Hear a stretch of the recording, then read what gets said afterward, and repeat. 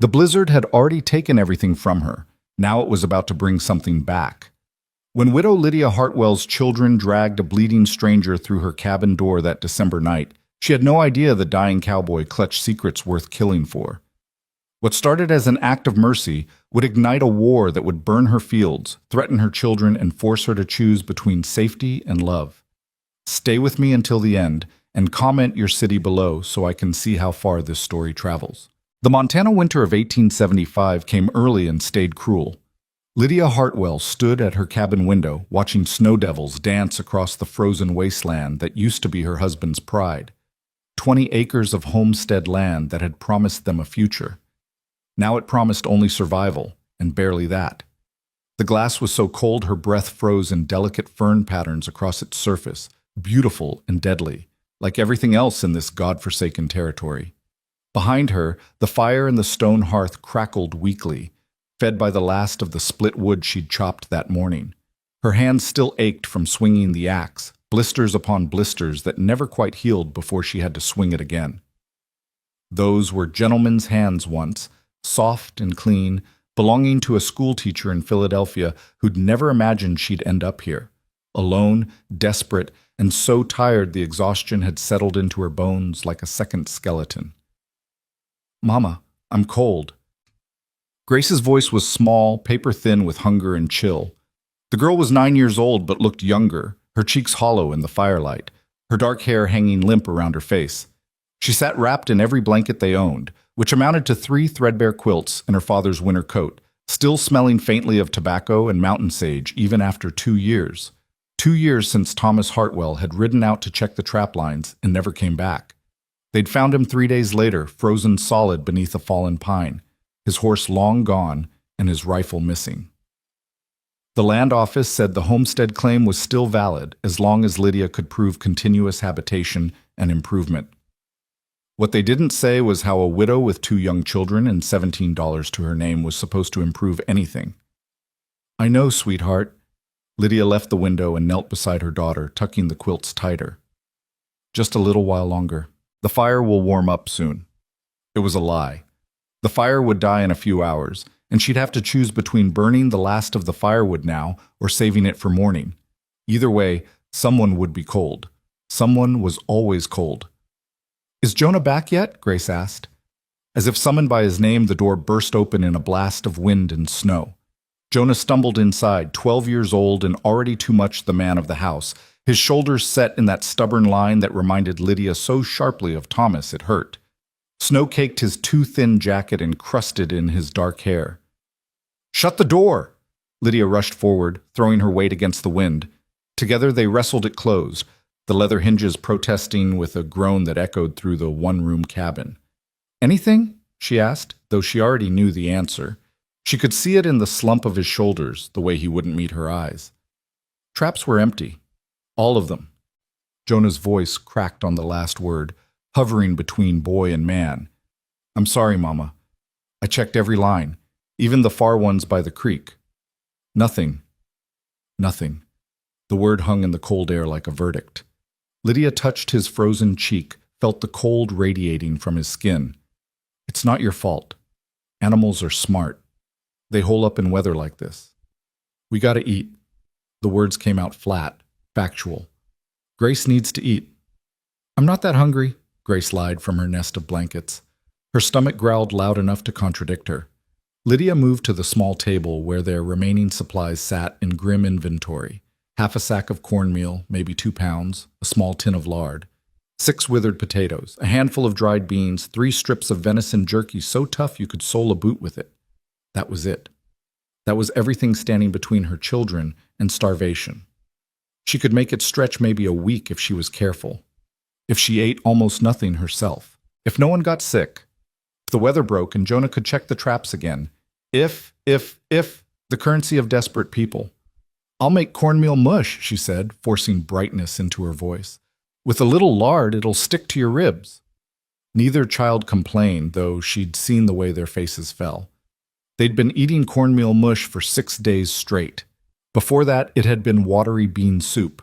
The last time they'd had meat was nearly 2 weeks ago, a scrawny rabbit Jonah had snared, which Lydia had stretched into 3 meals by adding every potato and onion they had. While the mush cooked, Lydia let her mind drift to dangerous places. The town of Redemption was 14 miles south, a full day's walk in good weather, impossible in this. Even if she could get there, what then? The general store extended credit only to those who could pay it back, and everyone knew the Hartwells had nothing. The church had helped at first, but charity had its limits, and those limits had been reached 6 months ago. There was always the option of giving up the claim, moving into town, finding work as a washerwoman or cook, but that meant admitting defeat. That meant telling her children that their father had died for nothing, that his dream of building something, of leaving them something, had been just another beautiful lie the frontier told to desperate people. "Mama!" She looked up from the pot to find Jonah watching her with eyes too old for his face. "We're going to be okay," he said. "Tomorrow I'll go further out. There's got to be game somewhere." The fierce protectiveness in his voice broke something in her chest. He was a child. He should be worrying about child things, games and lessons, and growing up slowly. Instead, he was taking inventory of trap lines and calculating calorie counts and trying to be the man his father never got the chance to become. "I know," she whispered. "We're Hartwells. We're survivors." She ladled the mush into their 3 tin bowls, giving the children larger portions and taking barely a cup for herself. They ate in silence, the only sound the howl of wind through the gaps in the wall and the pop of the dying fire. Outside, the storm intensified. Snow came in horizontal sheets now, driven by wind that shrieked like a living thing. Lydia had seen storms like this before, the kind that buried homesteads and killed livestock and made the whole world disappear under a white shroud, the kind that made people do desperate things. "Tell us a story, Mama." Grace had finished her mush and was licking the bowl clean, getting every last bit. "Please?" Lydia almost said no. She was exhausted, hungry, cold to the core, but Grace's eyes were so hopeful, so young, despite everything, that she couldn't refuse. "What kind of story?" "About Papa. About when you first met." So Lydia told them, her voice soft against the storm's rage. She told them about Philadelphia, about the literary society where she'd been giving a reading on contemporary poetry, about the tall, handsome stranger in the back row who'd asked such thoughtful questions afterward, about how Thomas Hartwell had courted her with books and long walks and talk of western horizons where a man could build something real, something that lasted. "He made it sound like an adventure," she said, smiling at the memory. "Like we were going to be pioneers in a grand American story." "It is an adventure," Jonah said fiercely. "Papa was right. We're building something. We just need more time." Time. There was that word again, as if they could bargain with the winter, negotiate with hunger, make deals with an indifferent universe.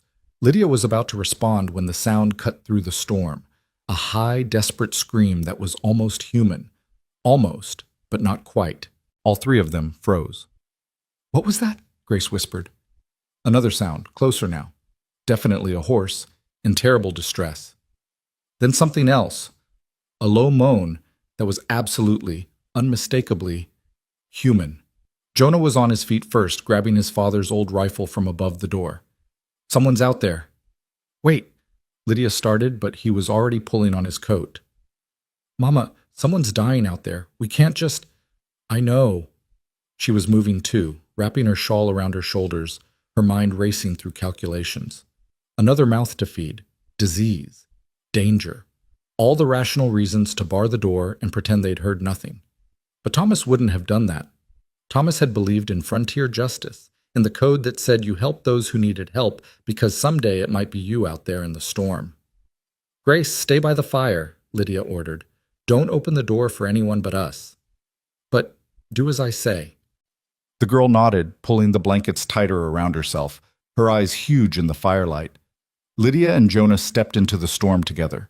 The cold was a physical assault, stealing breath, burning exposed skin.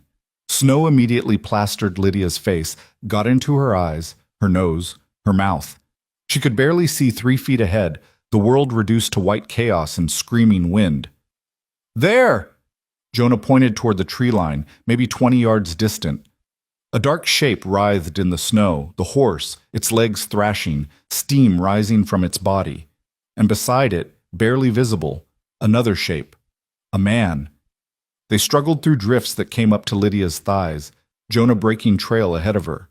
The snow tried to suck them down, hold them, freeze them in place. Every step was a battle. When they reached the fallen forms, Lydia's heart sank. The horse was magnificent even in death. A black stallion with white socks and a blaze on its forehead, the kind of animal that cost more than her entire homestead. But its neck was bent at an impossible angle, broken. Its eyes were already glazing over, breath coming in short, panicked bursts. There was no saving it. The man was another story. He lay on his back in a spreading circle of blood, his coat torn open, his shirt soaked dark. He was maybe 35, with dark hair plastered to his head and several days' worth of beard on a face that was both rugged and refined. Despite the blood and the cold, Lydia could see he was handsome, sharp cheekbones, a strong jaw, the kind of face that belonged on a banker or a lawyer, not a dying cowboy in the Montana wilderness. "Is he dead?" Jonah's voice shook. Lydia knelt in the bloody snow and pressed her fingers to the man's throat. There. A pulse, thready and weak, but present. "He's alive. Help me get him up." "Mama, we can't." "Now, Jonah!" Between them, they got the man's arms around their shoulders and started the agonizing journey back to the cabin. He was dead weight, maybe 180 pounds of unconscious man, and every step felt like it might be their last. Lydia's legs screamed, her lungs burned, the wind tried to tear them apart. Halfway to the cabin, the man stirred and moaned. "Papers," he whispered, his voice barely audible under the storm. "Get the papers. Don't let them... Elizabeth, I'm sorry." Then he was unconscious again, his head lolling against Jonah's shoulder. They burst through the cabin door in a shower of snow and blood. Grace screamed. Lydia shouted at her to clear the table. "Help them! Move!" Working together, they wrestled the stranger onto the wooden surface, his blood immediately pooling beneath him. In the firelight, the extent of his injuries became clear. A bullet wound in his left shoulder, still seeping blood. Another graze across his ribs. His hands were torn and bleeding, frostbite already setting into his fingers. One ankle was swollen to twice its normal size.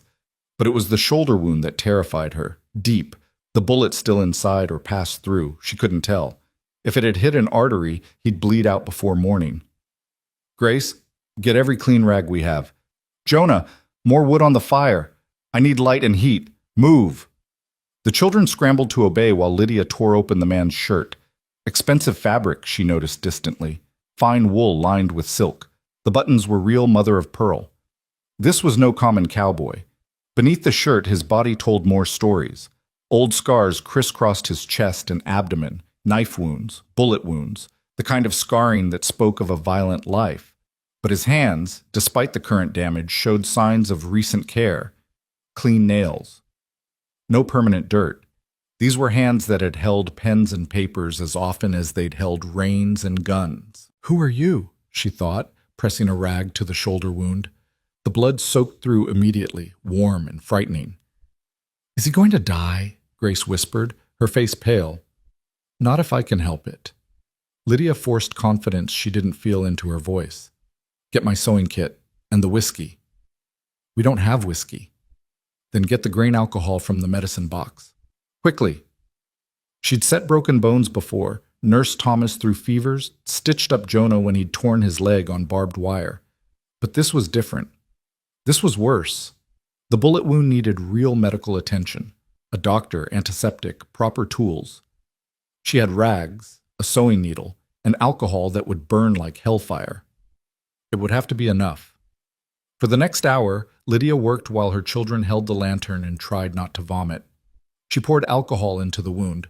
The man convulsed and screamed something about Elizabeth again, but didn't wake. She probed for the bullet with her smallest knife, cleaned and sterilized over the fire. Blood everywhere. So much blood. Finally, miraculously, she found it. A misshapen lump of lead lodged against his shoulder blade. She worked it out with trembling fingers, the man thrashing weakly beneath her hands. Then came the stitches, crude but functional, pulling torn flesh together in a way that would either heal or kill him with infection. When she finally stepped back, her hands were scarlet to the wrists, and she was shaking so hard she could barely stand. "Is it done?" Jonah asked. "For now." Lydia looked down at their unexpected guest. His face was gray with blood loss, his breathing shallow but steady. "We need to keep him warm, get him into dry clothes." "Whose clothes?" Grace asked practically. "Papa's?" The question hung heavy in the air. Thomas's trunk still sat in the corner, unopened since his death. Lydia had meant to go through it 100 times, but could never quite bring herself to face that final intimacy with loss. "Yes," she said quietly. "Papa's clothes." Together they stripped the stranger of his ruined finery and dressed him in Thomas's simple flannel and wool. The clothes were slightly too small. The stranger was taller, broader through the shoulders, but they would serve. They moved him to Lydia's bed, the only real bed in the cabin, and piled him with every spare blanket they could find. Lydia collapsed into the rocking chair, suddenly aware of how close she'd come to failing. If the stitches didn't hold, if infection set in, if his injuries were worse than she thought, if.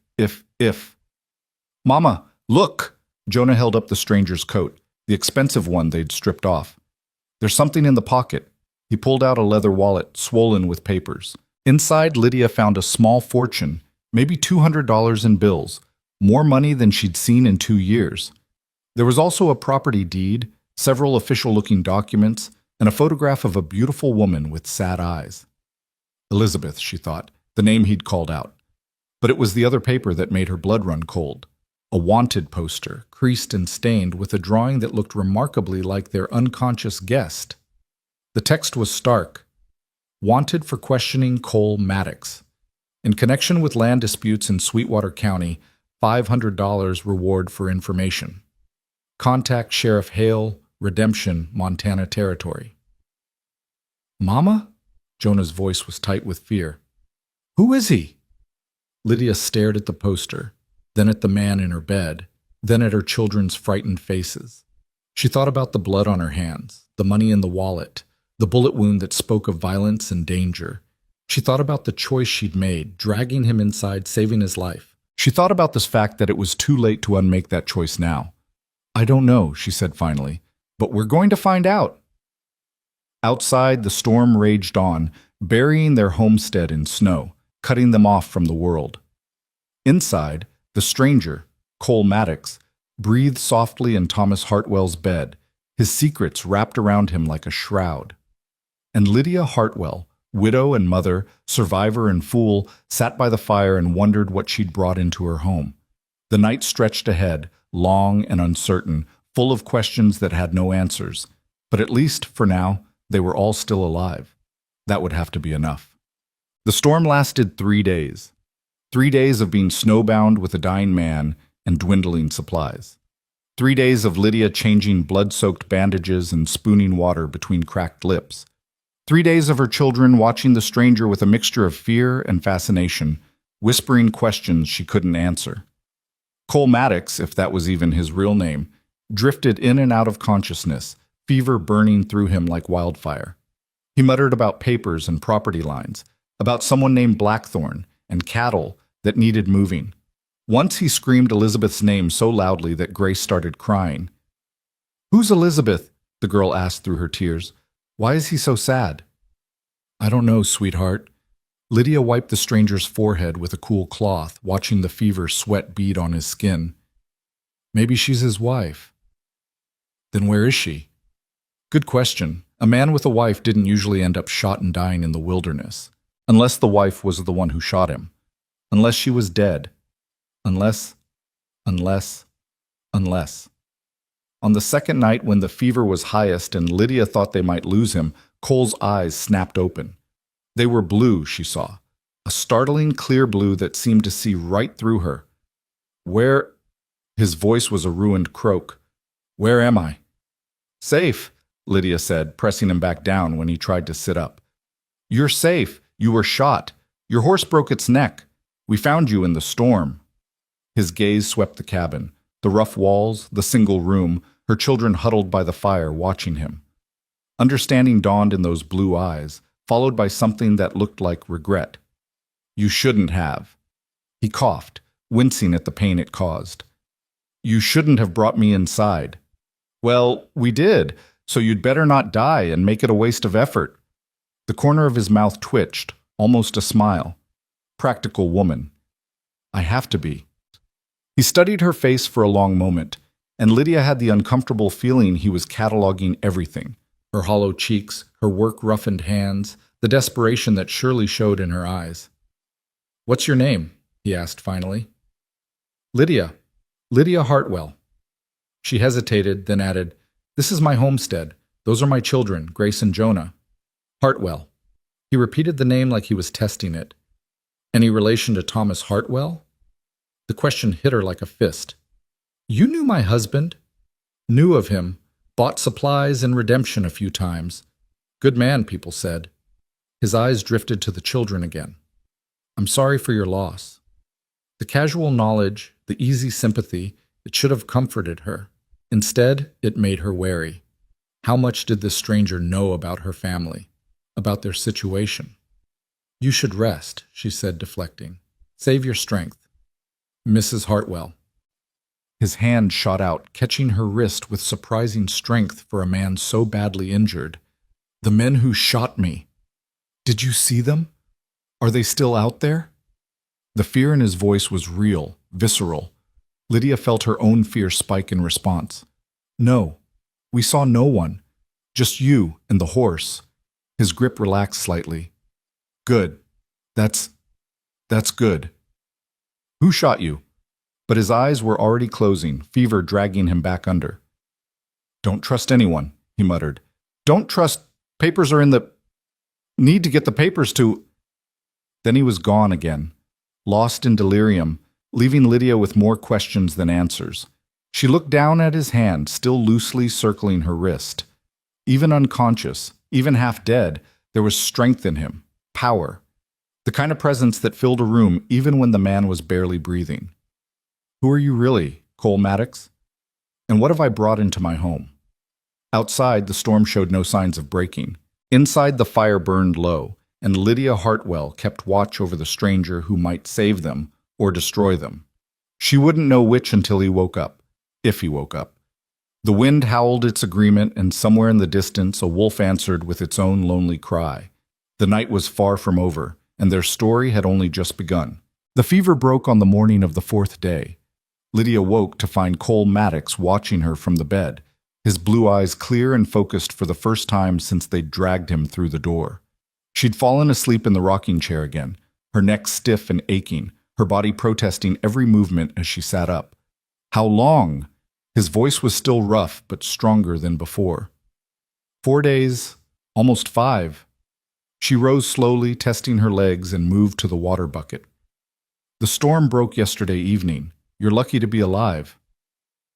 Luck had nothing to do with it. That was skill.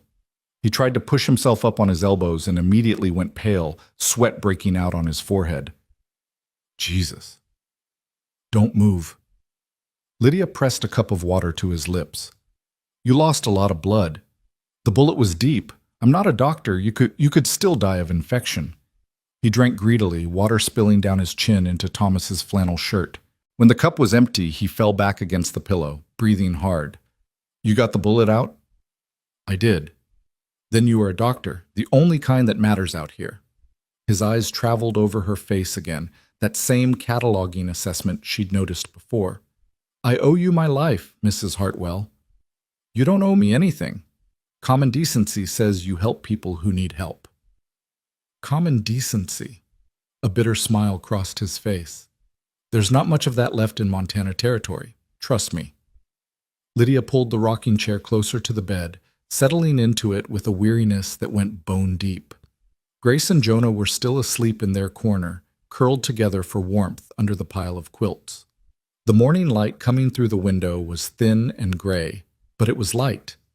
The storm had finally released its grip. I know who you are, she said quietly. I found the wanted poster in your coat. She watched his face carefully, looking for guilt or fear or anger. Instead, she saw resignation. Of course you did. He closed his eyes briefly. And you're wondering why you saved a wanted man, whether you made a mistake. whether your children are in danger. All of those things? The answer is complicated. Then uncomplicate it. Because if you're a danger to my family, fever or no fever, bullet wound or no bullet wound, I'll put you out in the snow myself. The fierce protectiveness in her voice surprised even her. Cole's eyes opened, and something that looked like respect flickered in their depths. I believe you would. He shifted carefully, trying to find a more comfortable position. The poster says wanted for questioning, not wanted dead or alive. There's a difference. Not much of one from where I'm sitting. Fair enough? He was quiet for a moment, seeming to gather his strength. How much do you know about land law in Montana Territory? Enough to file a homestead claim and try to prove it up. Not much beyond that. Then let me educate you. There are two kinds of people trying to own this land. People like you, who file legal claims through the land office, work the ground, build something real. And then there are people like Silas Blackthorne. The name came out like a curse. Lydia leaned forward. Who is he? A land baron. A thief. A man who believes Montana Territory belongs to whoever has the biggest ranch and the most guns. Cole's jaw tightened. He's been buying up homesteads and small ranches for years, sometimes legally, usually not. He makes offers people can't refuse, because the alternative to selling is usually fire, or cattle poisoning, or accidents that aren't accidents at all. And you stood up to him. I own the Double M Ranch. 20,000 acres in the Sweetwater Valley, best grazing land in 3 counties. My father built it from nothing, and when he died 5 years ago, he left it to me. The words came harder now, edged with pain that had nothing to do with bullet wounds. Blackthorne wants it. He's made 3 offers, each one more insulting than the last. When I refused the 3rd time, things got ugly. The bullet wound. 3 of his men ambushed me on the road from Redemption. I was carrying the deed papers, survey maps, everything that proves the Double M is mine legally and clearly. They wanted those papers. I didn't want to give them up. Lydia's mind raced, piecing together implications. If Blackthorne has your papers, he can file false claims, forge bills of sale, make it look like I sold to him, or that I never had legal title in the first place. The land office is in Helena, 200 miles away. By the time anyone sorts out the truth, he'll have moved his cattle onto my range and hired enough guns to make it impossible to move them off again. Possession being 9/10 of the law. Exactly. Cole's hand moved to his shoulder, probing the bandages gingerly. I got away, but they shot my horse out from under me. Beautiful animal. I raised him from a colt. They killed him just to stop me. The grief in his voice was raw and real. Lydia thought of the magnificent black stallion dying in the snow, and despite everything, felt a pang of sympathy. I tried to make it to Redemption on foot, he continued. Thought maybe I could reach Sheriff Hale, get help, but the storm came up fast and I was losing blood. I don't remember much after that, just cold, and then your children's faces like angels in the snow. Lydia glanced at Grace and Jonah, still sleeping peacefully, unaware their mother was sitting 3 feet away from a man tangled in violence and conspiracy. The papers, she said. You kept mentioning papers when you were delirious. Where are they? Cole's expression turned grim. That's the problem. I don't know. They were in my saddlebags. When your children found me, did they see any bags? Leather, stamped with the Double M brand? No, just you and the horse. The snow was coming down hard. We could barely see. Damn. He closed his eyes, and for the first time, Lydia saw real despair in his face. If Blackthorne's men find them first, then you've lost your ranch. Not just me. There are 14 families working sections of the Double M on shares. Good people, hardworking people, who trust me to protect their stake in the land. If Blackthorne takes over, he'll run them off. They'll have nothing.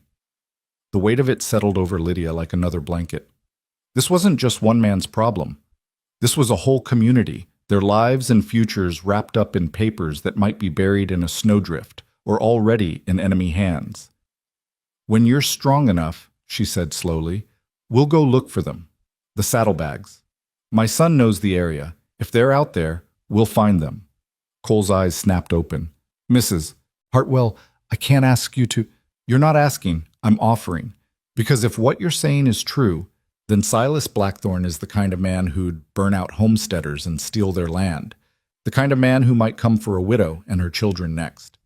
The truth hung between them, ugly and undeniable.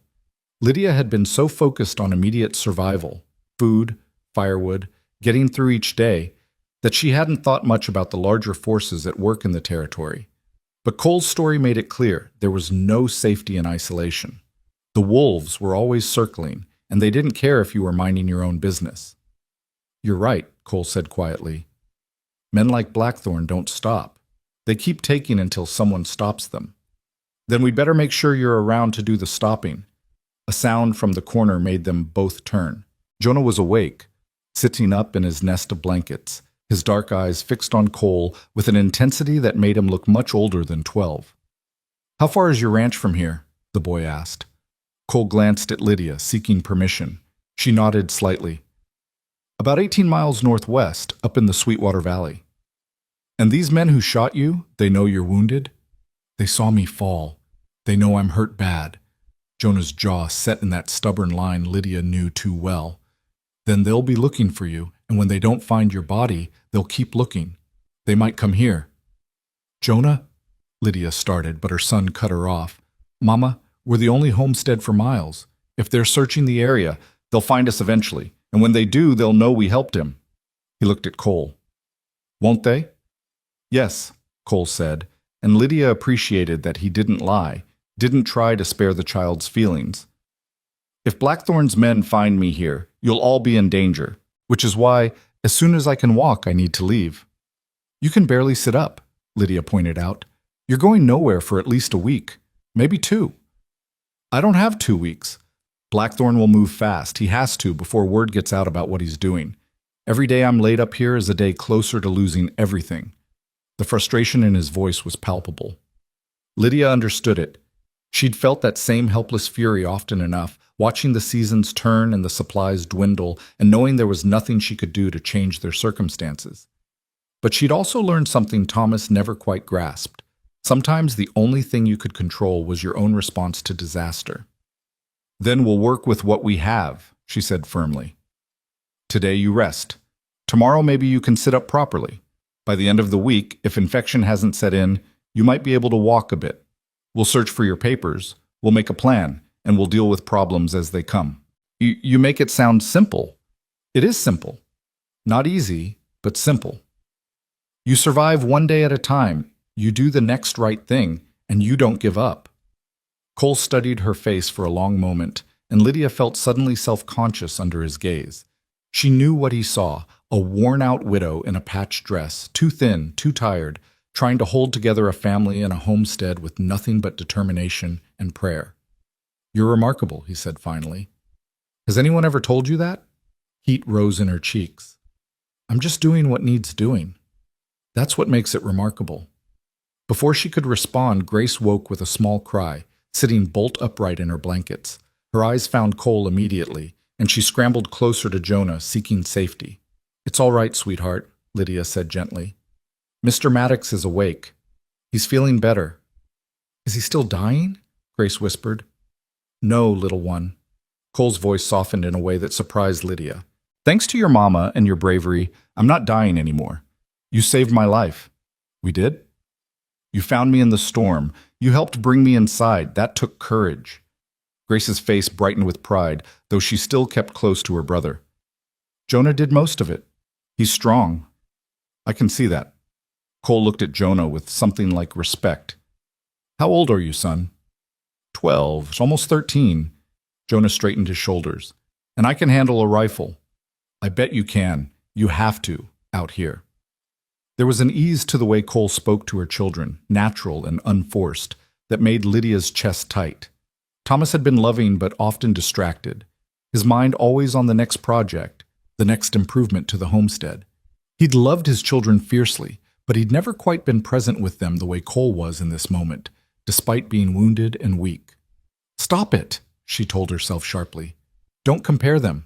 Don't do that to Thomas's memory." "I'm going to make breakfast," she announced, standing up abruptly. "We still have cornmeal. Maybe I can stretch it with some of the potatoes." "Mrs. Hartwell." Cole's voice stopped her. "I noticed you've been giving me water and broth. When's the last time you ate?" "I eat plenty." That's not what I asked. Lydia's jaw tightened. My children need to eat. You need to eat to heal. I'll eat when there's enough. Mama doesn't eat much, Grace offered helpfully. She says she's not hungry, but her stomach growls sometimes. Grace! Lydia felt her face burn with embarrassment. But Cole wasn't judging. Instead, his expression turned thoughtful. Mrs. Hartwell, when your son goes looking for my saddlebags, tell him to look for a leather pouch inside. It's got money in it, quite a bit of money. And food supplies. I was planning to be on the trail for several days. Hope flared in Lydia's chest before she could stop it. How much money? Enough to keep your family fed through the winter. Enough to buy supplies and firewood and whatever else you need. We can't take your money.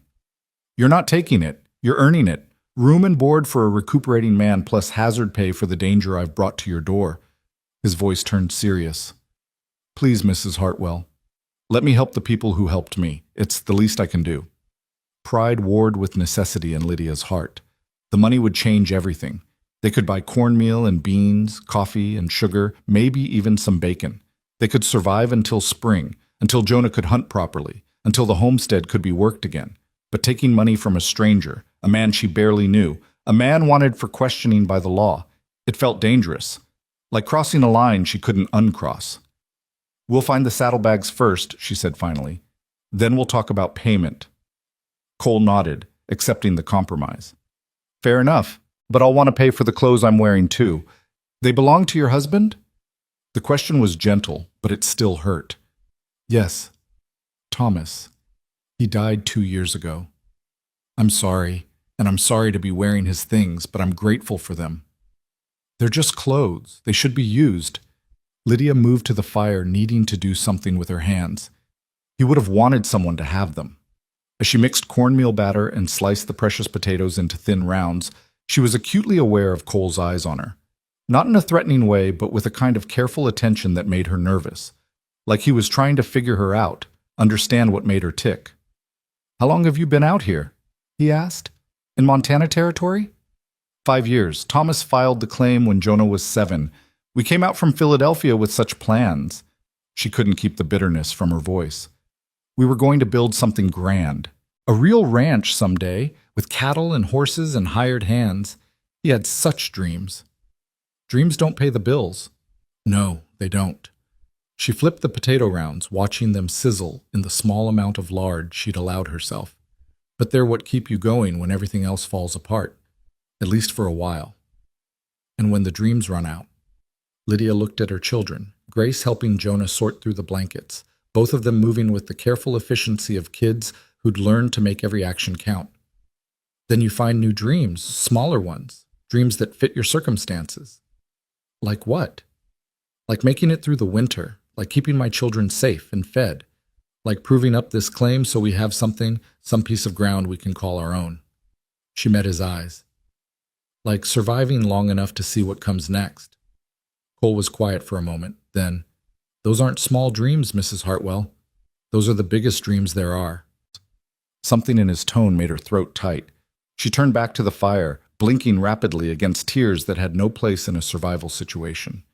Breakfast was meager, cornmeal cakes and potatoes, divided 4 ways with water to wash it down.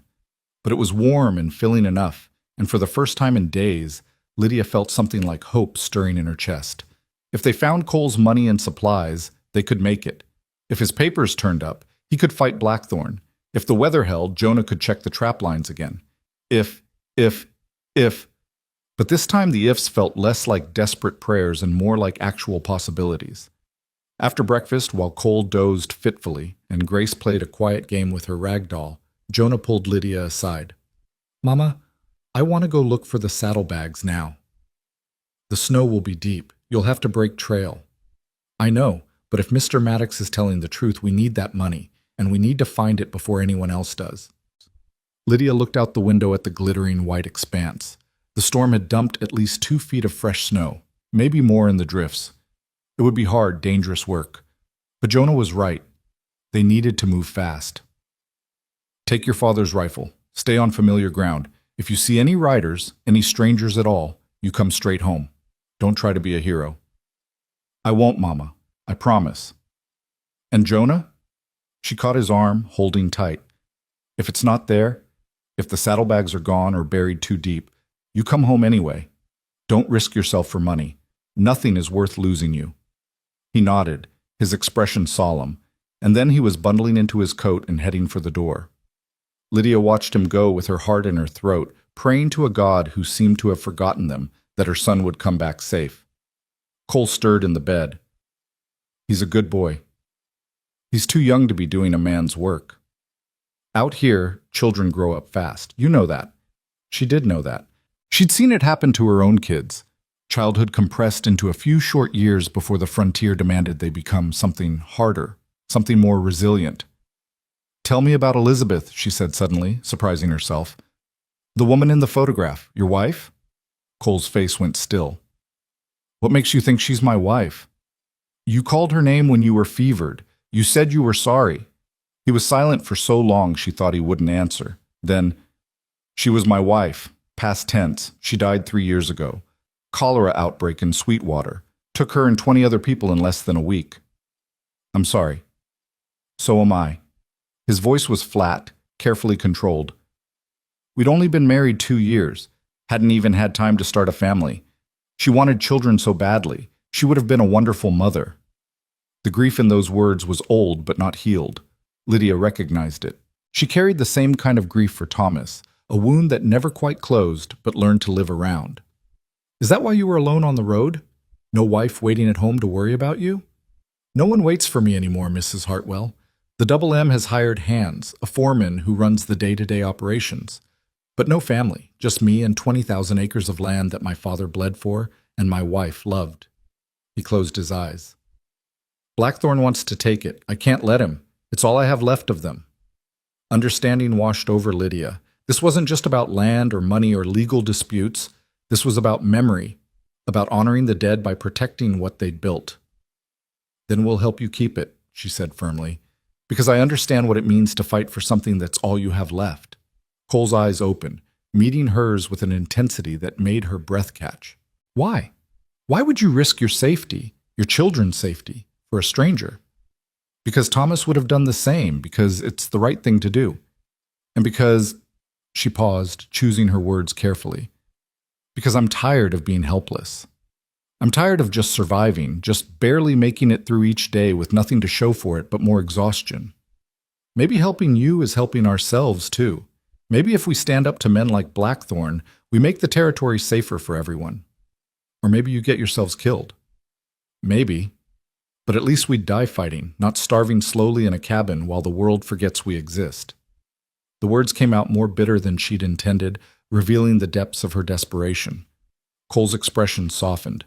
You won't be forgotten, Lydia Hartwell. Not by me. The use of her first name sent an unexpected warmth through her. She stood abruptly, needing distance. Rest now. You need your strength. She busied herself with cleaning up from breakfast, scrubbing the tin plates with snow and sand, putting everything in its place. Grace came to help, her small hands careful with the precious dishes. Mama, is Mr. Maddox going to stay with us? Just until he's healed, then he has to go back to his ranch. I like him. He's nice. He is nice. But don't get too attached, sweetheart. He's not ours to keep. Even as she said it, Lydia felt the lie in the words. In just a few days, Cole Maddox had become woven into the fabric of their lives in a way that would be hard to untangle. His presence filled the cabin, made it feel less empty, less desperate. And that was dangerous, because he would leave eventually, and they'd be alone again. The day stretched on. Cole slept fitfully, sometimes waking to drink water or ask quiet questions about the homestead. Grace played her endless games, making stories with her doll about princesses and cowboys and magic horses. Lydia mended clothes, each stitch a small act of defiance against the entropy that threatened to swallow them whole. And she waited for Jonah to come home. By late afternoon, when the winter sun was already sinking toward the horizon, her worry had crystallized into full-blown fear. He'd been gone too long. Something had happened. She was reaching for her shawl, preparing to go look for him, when the door burst open. Jonah stumbled inside, snow-covered and triumphant, dragging 2 leather saddlebags behind him. I found them! His face was flushed with cold and excitement. They were about 30 yards from where the horse fell, half buried in a drift. I almost missed them. Lydia pulled him into a fierce hug, not caring that he was soaking her with melting snow. Thank God. I was so worried. I'm fine, Mama. But look, there's food and everything. Together they opened the saddlebags on the table. Inside was a treasure trove. Dried beef and hardtack, coffee beans, a small sack of sugar, matches, ammunition for a rifle. And in the inner pocket, wrapped in oilcloth, a leather pouch heavy with coins and bills. Cole had pushed himself up on his elbows, watching with an expression of relief so profound it was almost painful. The papers, he rasped. Are they there? Jonah pulled out a larger bundle, also wrapped in oilcloth.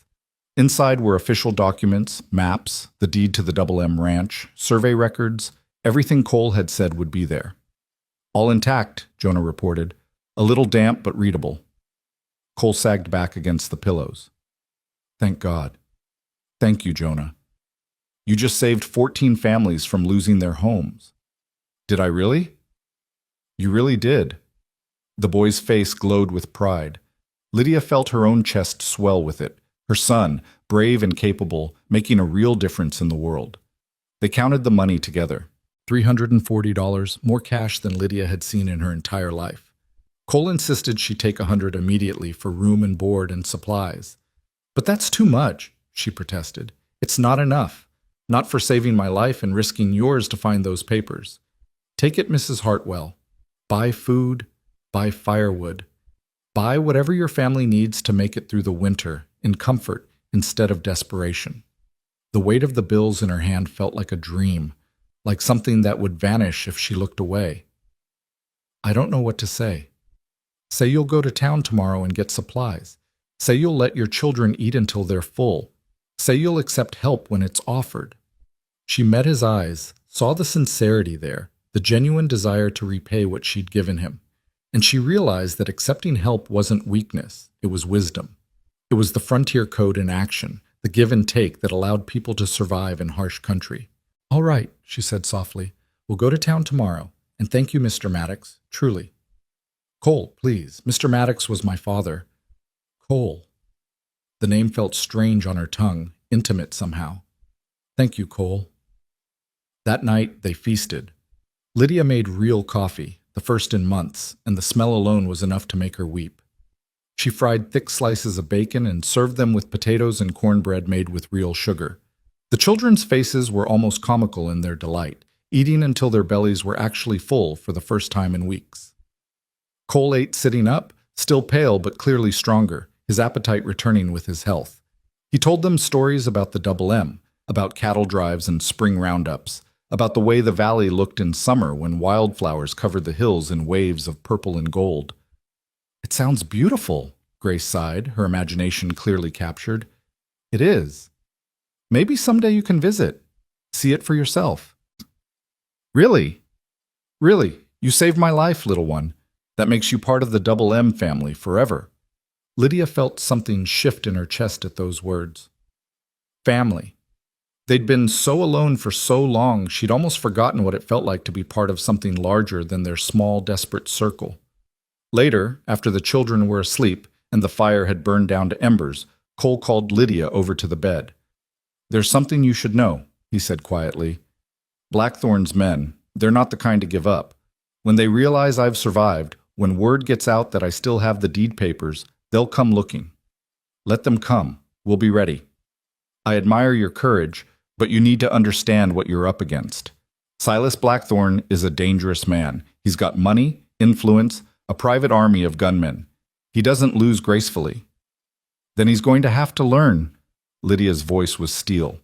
This is our home. We didn't survive 2 years of hardship just to be run off by a bully. Cole smiled, but it didn't reach his eyes. You remind me of Elizabeth. She was fierce like that too. Wouldn't back down from anything. Is that a compliment or a warning? Both, maybe. He reached out, his hand hovering near hers, not quite touching. I won't let anything happen to you or your children. I promise you that. We can take care of ourselves. I know, but you don't have to. Not anymore. The words hung in the air between them, heavy with implications neither of them was quite ready to examine.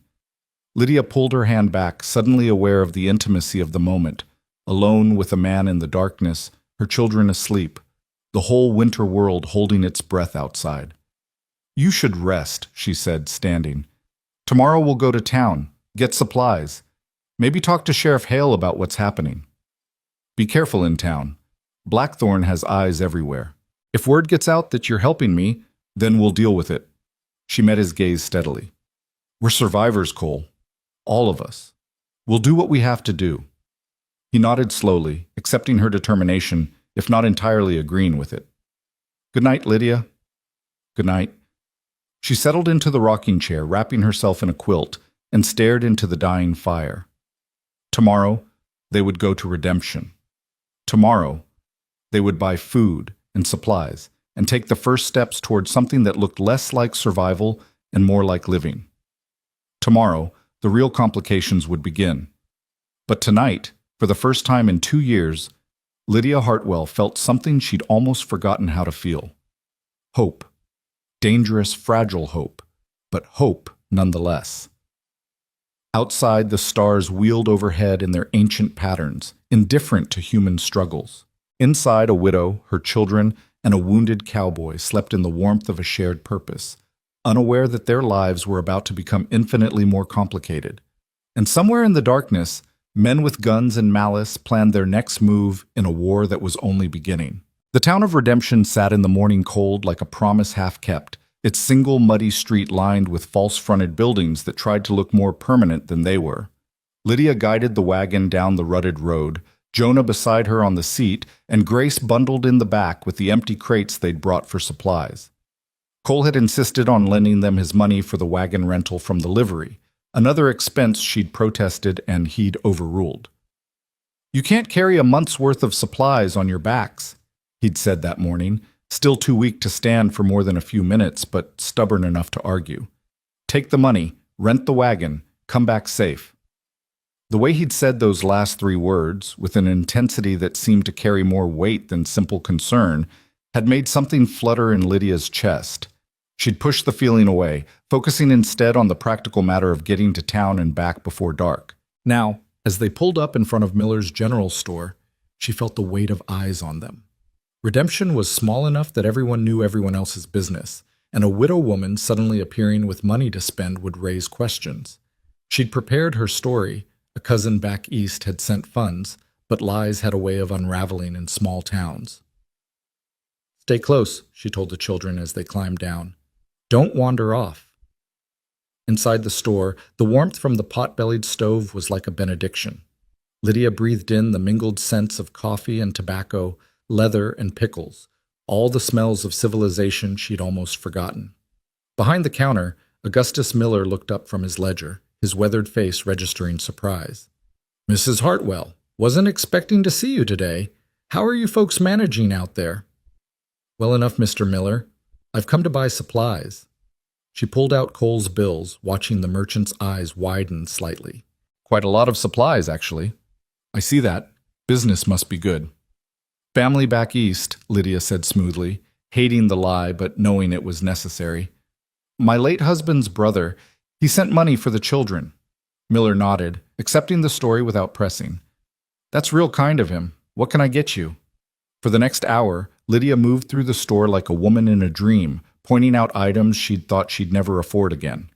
50 pounds of flour, 20 pounds of cornmeal, sugar, coffee, salt, baking powder, dried beans and rice. Bacon, so much bacon her mouth watered just looking at it. Canned goods, tomatoes and peaches, luxuries she'd denied herself for 2 years. Lamp oil. Matches, needles and thread. Blankets, real wool blankets that would actually keep them warm. Grace followed her mother with wide eyes, occasionally reaching out to touch some treasure before pulling her hand back, as if afraid it would all disappear. Jonah helped carry items to the counter, his face carefully neutral but his shoulders straighter than they'd been in months. "Anything else?" Miller asked, tallying the growing pile. Lydia hesitated, then said, "Medicine, carbolic acid, bandages, laudanum if you have it, and whiskey, the good kind, not rotgut." "Someone sick?" "Just restocking. You never know when you'll need it." Another lie, but necessary. She couldn't risk anyone knowing about Cole. Miller disappeared into the back and returned with the medical supplies. As he added them to her order, the bell over the door jangled and 3 men walked in. Lydia knew immediately that something was wrong. The men moved with a dangerous confidence, their hands never far from the guns at their hips. They wore range clothes, dusty denim, and leather, but their boots were expensive, their gun belts well-oiled. These weren't cowboys just come in from the trail. These were hired guns. The tallest of the 3 had a scar running from his left eye to his jaw, pale against his weathered skin. He swept the store with a practiced gaze that took in every person, every exit, every potential threat. His eyes lingered on Lydia for a moment too long. "Help you, gentlemen?" Miller's voice had gone carefully neutral. "Just looking around?" The scarred man's voice was surprisingly soft. "Haven't been in redemption for a spell. Wanted to see what's changed. Not much changes here. That's what I like about small towns. Everybody knows everybody. Makes finding people real easy." The threat in those words was barely veiled. Lydia kept her eyes on the counter, her heart hammering, praying the children would stay quiet. "We're looking for someone," another man spoke up, shorter and stockier than the first. "Cowboy, dark hair, maybe wounded. Might have come through here in the last few days." Miller's expression didn't change. "Haven't seen anyone like that. Winter keeps most folks close to home." "You sure about that? Because we heard tell he was heading this direction, and we'd be real grateful to anyone who could point us his way. Grateful enough to pay for the information." "Can't sell what I don't have. Now, if you gentlemen aren't buying anything, we'll buy." The scarred man pulled out a silver dollar and flipped it to Miller. "Ammunition, .45 caliber, and information, if you develop any." He turned then, his gaze landing on Lydia again. She felt stripped bare under that look, as if he could see right through her lies to the wounded man recovering in her cabin. "Ma'am," he touched his hat brim mockingly, "those are some heavy supplies for a woman alone. You got help getting them home?" "My son will manage." Lydia's voice came out steadier than she felt. "We're used to hard work." "I bet you are. What's your name?" Every instinct screamed at her to lie, but lies about identity were too easily checked in a small town. "Hartwell. Lydia Hartwell." "Hartwell." He repeated the name slowly, as if tasting it. "You got a homestead hereabouts?"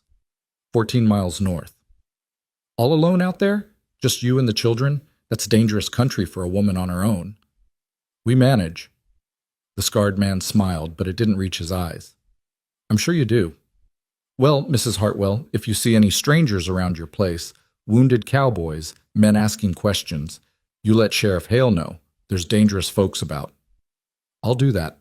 He held her gaze a moment longer, then nodded to his companions. They took their ammunition and left, the bell jangling behind them like a warning. The silence in the store was thick enough to cut. Miller cleared his throat. "Mrs. Hartwell, those men, I don't know them," Lydia said quickly, "and I haven't seen any wounded cowboys." "I didn't ask if you had." Miller's eyes were sharp, knowing. "But if you had, and if those men were looking for him, I'd say you'd be wise to be very careful. Those were Blackthorn's men. The scarred one is Jack Reese. He's killed at least 4 men that I know of." Lydia's blood ran cold. "They said they were looking for someone." "They're looking for Cole Maddox. Word is he's got papers that prove the Double M Ranch is his, free and clear. Blackthorn wants those papers, and he wants Maddox dead." Miller leaned closer, his voice dropping. "I don't know if you've seen Cole, and I'm not asking. But if you have, you need to know what you're mixed up in. Blackthorn plays for keeps." "I appreciate the warning."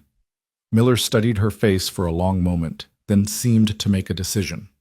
"Your total comes to $47.30, but I'm going to give you the family discount. Call it 40 even. And I'm going to throw in extra ammunition, the kind that fits that rifle your boy's carrying, just in case." Lydia met his eyes, seeing the understanding there. "Thank you, Mr. Miller." "Don't thank me, just be careful. And tell Cole, if you see him, that he's got friends in redemption. Not everyone sold their soul to Silas Blackthorn." She paid for the supplies and they loaded the wagon quickly, Lydia's hands trembling as she lifted crates. Those men had been so close, had looked right at her, and somehow she'd kept her face blank, her voice steady. But now, with the danger past, reaction set in. She had to grip the wagon seat to keep her hands from shaking. Mama, who were those men? Grace whispered as they pulled away from the store. Bad men, sweetheart. The kind we stay far away from. Were they looking for Mr. Maddox? Too smart. Her daughter was too smart. Yes, which is why we're not going to mention him to anyone. Not ever. Do you understand? Both children nodded solemnly. Jonah's hand had moved to rest on the rifle between them, his young face set in grim lines. They were halfway home when Lydia saw the rider. He sat on his horse on a rise to the east, silhouetted against the pale winter sky, watching their wagon. Too far away to identify, close enough to be a clear threat. After a moment he turned and rode away, disappearing over the ridge. Did you see that? Jonah asked. I saw. Lydia urged the horses faster, every instinct screaming at her to run. Get home, bar the door. Hold on! The wagon jolted over the frozen ruts, supplies rattling in the back. Grace held on tight, her face pale. The homestead seemed impossibly far away, and Lydia couldn't shake the feeling of eyes on them, watching, waiting. When they finally pulled into the yard, Cole was standing in the doorway despite his wounds, Thomas's rifle in his hands. The sight of him there, armed and alert, sent relief flooding through Lydia so powerfully she felt dizzy. What happened? He asked as Jonah helped her down. You're white as a sheet. Blackthorn's men in town. The words tumbled out as they rushed inside, Jonah and Grace helping to unload the wagon while Lydia told Cole everything. They were asking about you, looking for you, and there was a rider on the way home, watching us. Cole's face had gone hard. All traces of the gentle man who'd told stories to her children vanished. This was the man who'd survived an ambush, who'd fought to protect his land against overwhelming odds. Did they follow you? I don't think so. We kept watch. But Cole, they know something. The scarred one, Reese, Miller called him, he looked at me like he could see right through me. Jack Reese. Cole spat the name like a curse. Blackthorn's #1 killer. If he's in redemption, things are worse than I thought. He moved to the window, scanning the tree line. We need to fortify. Board up the windows, reinforce the door. If they come here, we'll deal with it. Lydia's voice was steadier than she felt. But maybe they won't. Maybe we covered our tracks well enough. Maybe isn't good enough. Not with Reese involved. He's like a bloodhound. Once he's got a scent, he doesn't stop. Cole turned back to her, his blue eyes intense. Lydia, I need you to listen carefully. If Blackthorn's men come here, if they find me, you have to tell them the truth. Tell them I forced you to help me, that you were afraid for your children. Tell them whatever they want to hear to keep yourself safe. Absolutely not. Lydia, no. She moved closer to him, her own determination matching his. We made a choice when we dragged you inside. We made it again when we went looking for your papers, when we took your money, when we decided to help you fight. We're in this now, all the way. I won't betray you to save myself. Even if it costs your children? The question hung between them like a blade. Lydia thought of Grace and Jonah, thought of all the promises she'd made to keep them safe. But she also thought about the kind of people they'd become if they learned that safety came at the cost of honor. My children need to learn that some things are worth fighting for, that you stand up to bullies even when it's dangerous, that you keep your word even when it's hard. She held his gaze. Thomas believed that. He died believing it. I won't dishonor his memory by teaching our children anything different. Something shifted in Cole's expression. Respect, admiration, and something deeper that Lydia wasn't ready to name. You're a remarkable woman, Lydia Hartwell. So you keep saying, now help me figure out how to defend this place, because if those men are coming, I want to be ready. They spent the rest of the day preparing. Cole, still weak but mobile, directed operations like a general planning a siege. Jonah helped him nail boards across the windows, leaving narrow gaps to shoot through if necessary. They moved furniture to create barriers, positioned water buckets in case of fire, loaded every gun they had, and placed them at strategic points throughout the cabin. Grace, too young to help with the heavy work, was assigned the task of organizing their supplies and preparing food that could be eaten cold if necessary.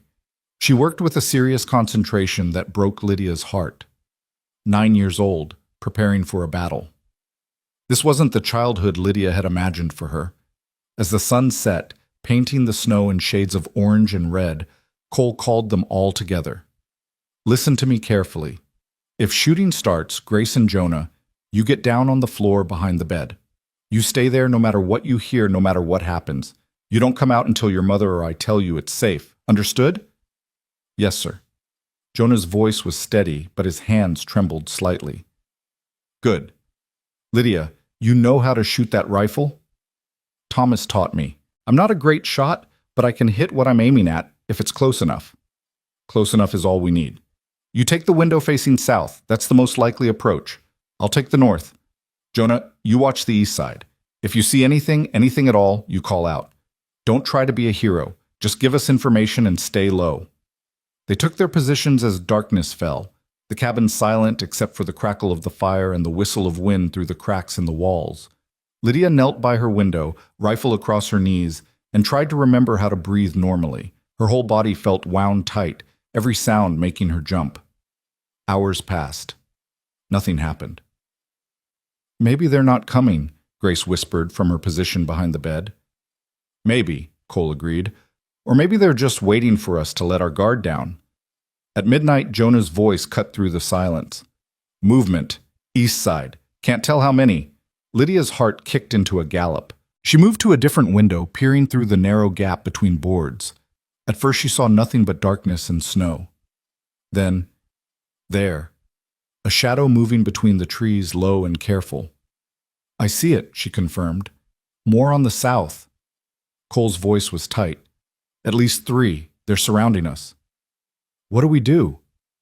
We wait. Let them make the first move. Maybe they're just scouting. But Lydia knew better. Men who surrounded a house at midnight weren't scouts. They were an attack force. The attack came from 2 directions at once. Fire arrows arced through the darkness, slamming into the roof and the woodpile. Flames caught immediately, hungry and bright. At the same time, gunshots erupted from the tree line, bullets punching through the walls and thudding into the furniture they'd barricaded. Jonah! Grace, down! Lydia screamed. She aimed through her window gap and fired at a muzzle flash, was rewarded with a cry of pain. Beside her, Cole's rifle barked again and again, methodical and deadly. The roof's catching, Jonah yelled. Smoke was already beginning to seep through the ceiling boards. Forget the roof. Keep shooting. Cole's voice cut through the chaos. They want to flush us out. Don't give them the satisfaction. More fire arrows. The barn was burning now too, flames leaping into the night sky. Lydia could hear the panicked sounds of their cow and the 3 chickens they'd managed to keep alive, trapped in the inferno. We can't let the animals burn, Grace sobbed. We can't help them. Lydia's voice broke on the words. I'm sorry, baby. There's nothing we can do. The shooting intensified. Bullets everywhere, splintering wood, shattering glass, filling the air with the smell of gunpowder and smoke. Lydia fired until her rifle was empty, reloaded with shaking hands, fired again.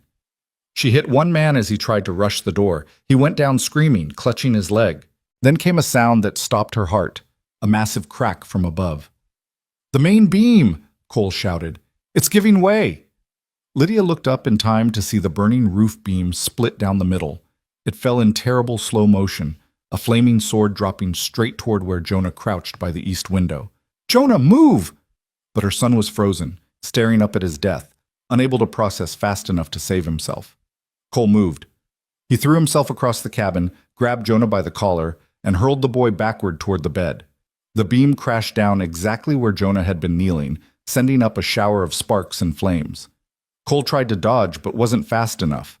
The burning timber caught him across the shoulders and back, slamming him to the floor. Cole! Lydia abandoned her post, rushing to him. Together with Jonah, she heaved the beam off his body. His shirt was burned away, the skin beneath already blistering, but he was conscious, his eyes clear despite the pain. I'm all right, he gasped. Get back to your window. They'll rush us while we're distracted. You're hurt. I said get back. The command in his voice overrode her concern. Lydia grabbed her rifle and returned to her position just as 2 men broke cover, running toward the cabin. She fired, missed, fired again. The second shot caught one in the chest. He dropped like a puppet with cut strings. The other man dove behind the water trough. We can't stay here! Smoke was filling the cabin now, thick and choking. The roof was fully engulfed, pieces falling in burning chunks. The whole place is going to collapse! The barn, Cole wheezed, pushing himself up despite his burns. It's stone. The walls will hold even if the roof burns. We can defend it better than here. Lydia, grab the children and the supplies you can carry. Go now, while they're regrouping. I'm not leaving you. You're not leaving me. I'm right behind you. Go! Lydia grabbed Grace and pulled Jonah to his feet. Run to the barn. Don't stop. Don't look back. Just run. I'm right behind you. She threw open the door and they burst into the night, running across the yard while bullets kicked up snow around them. Grace stumbled and Lydia hauled her up, practically carrying her daughter. Behind them, Cole limped out of the burning cabin, firing as he came, covering their retreat. They reached the barn and threw themselves through the door. The interior was chaos. The roof was burning, but the stone walls were holding, and the animals were gone, either dead or escaped. Lydia slammed the door and dropped the bar, then turned to assess their situation. It was bad. The barn was filling with smoke, the roof wouldn't last long, and through the gaps in the stone she could see shadows moving, surrounding them again. We're trapped, Jonah said, his voice hollow. Cole leaned against the wall, his face gray with pain, blood seeping through his burned shirt. Not trapped, fortified. Big difference. These walls are 3 feet thick, bullets won't penetrate, and there's only one door, which means they have to come at us head on. But the smoke will clear through the roof as it burns. We just need to hold out. He met Lydia's eyes. You still with me? Was she? Every rational part of her brain screamed to surrender, to give up Cole and beg for mercy. But she looked at her children, frightened but resolute, trusting her to make the right choice. And she knew she couldn't do it. I'm with you. Good. Cole checked his rifle, counted his remaining ammunition. Because this is where we make our stand. Outside, a voice called through the smoke and flames. Maddox, we know you're in there. Send out the papers and we'll let the woman and children go. Don't believe them, Cole shouted back. They'll kill us all. We just want what's ours. The double M belongs to Mr. Blackthorne now. You lost, Maddox. Give up. Cole moved to a gap in the stones and fired, was answered by a volley that sent chips of rock flying. Come and take them. The battle settled into a grim stalemate. Blackthorne's men couldn't get in without exposing themselves to defensive fire, but Cole's group couldn't get out, and the smoke was getting worse. Lydia tied cloth over the children's faces, trying to filter the worst of it, but they were all coughing, eyes streaming. Time became elastic, meaningless. Minutes felt like hours. The roof beam groaned and shifted, threatening to collapse like the cabins had. Lydia fired at shadows, conserving ammunition, praying for something, anything to change. Then she heard it, hoofbeats, a lot of them. More men coming, Jonah called out. From the north, maybe a dozen riders. This was it then, the end. Blackthorne had called in reinforcements. They'd be overrun, killed, the papers taken. All of this would have been for nothing. But the gunfire that erupted was aimed at Blackthorne's men, not at the barn. Double M riders, Cole's voice cracked with emotion. That's my foreman's war cry. They found us. Through the smoke and chaos, Lydia saw new figures joining the fight. Cowboys on horseback, firing with practiced accuracy, driving Blackthorne's men back. The siege broke as the attackers fled into the darkness, pursued by the double M hands. Then there was just silence, broken only by the crackle of flames and the sound of approaching horses. Cole! A man's voice, rough with concern. Cole Maddox, you in there? Frank, we're here. Hold your fire. Lydia lowered her rifle as the barn door swung open. A grizzled cowboy in his 50s stood there, taking in the scene, the wounded Cole, the woman and children covered in soot and blood, the smoking ruins around them. Jesus Christ, boss, we thought you were dead. Almost was. These folks saved my life. Cole swayed and nearly fell. Lydia and Frank caught him, lowering him carefully to the ground. Frank Garrett, meet Lydia Hartwell and her children. They're under double M protection now. Anyone who touches them answers to me. Understood. Frank knelt beside Cole, examining his burns and the reopened bullet wound. We need to get you to a doctor. Later. Right now we need to secure this area. Blackthorne's men might come back. They won't. Not tonight. We killed 2, wounded 3 more. They're scattered. Frank looked at Lydia with something like awe. Ma'am, I don't know what you did to earn my boss's loyalty, but you've got the gratitude of every hand on the double M. What do you need? Lydia looked around at the burning ruins of everything she and Thomas had built. The cabin was gone, collapsed into a pile of flaming rubble. The barn's roof was caving in even as they stood there. Their supplies, their furniture, everything they owned had been destroyed. A place to sleep tonight, she said numbly. After that, I don't know. You'll come to the double M, Cole said, his voice firm despite his injuries. All of you. Stay as long as you need. It's the least I can do. Cole, we can't impose. It's not an imposition. It's a debt. You saved my life, risked everything for me. Now let me return the favor. His hand found hers squeezed gently. Please, Lydia, let me help you. She wanted to refuse, to maintain her pride and independence, but as she looked at her children, exhausted, traumatized, homeless, she knew she had no choice.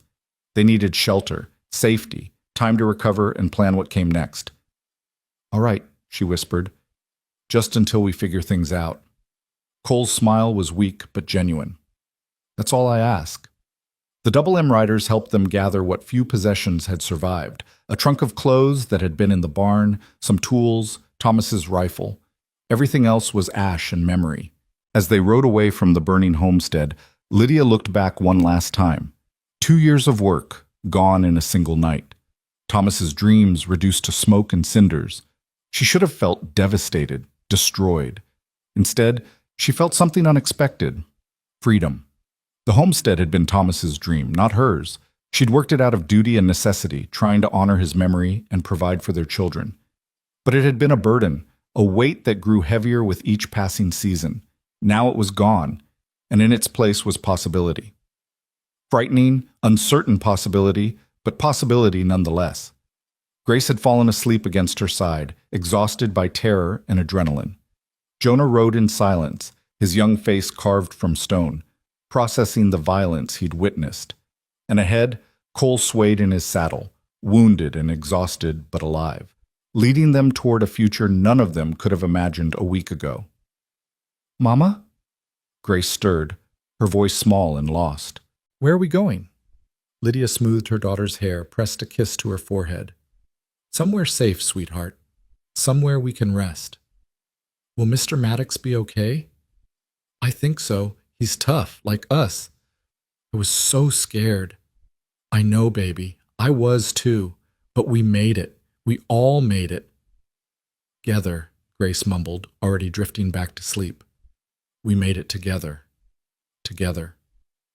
The word echoed in Lydia's mind as they rode through the frozen night. They'd faced the fire and survived. They'd stood against evil and refused to break. And somewhere in that crucible of violence and fear, they'd become something more than they were. Not just a widow and her children and a wounded stranger, but a family forged in flames. The Double M Ranch lay ahead, a promise of safety and rest.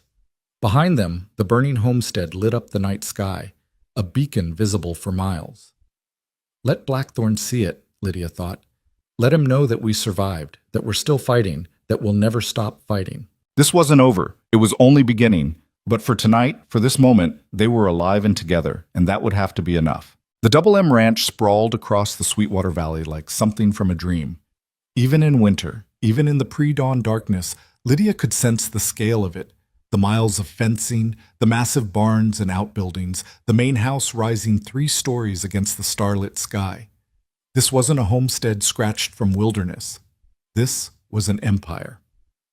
Frank Garrett led them through the main gate as the first gray light touched the eastern horizon. Ranch hands emerged from the bunkhouse, drawn by the commotion, their faces registering shock as they saw Cole's condition. Get Doc Morrison, Frank barked at a young cowboy. Tell him it's urgent, and wake up Maria. We need the guest rooms prepared. Move! They carried Cole into the house, through a massive front door into a parlor that could have fit Lydia's entire cabin twice over. Leather furniture, thick rugs, oil paintings on the walls, wealth beyond anything she'd imagined.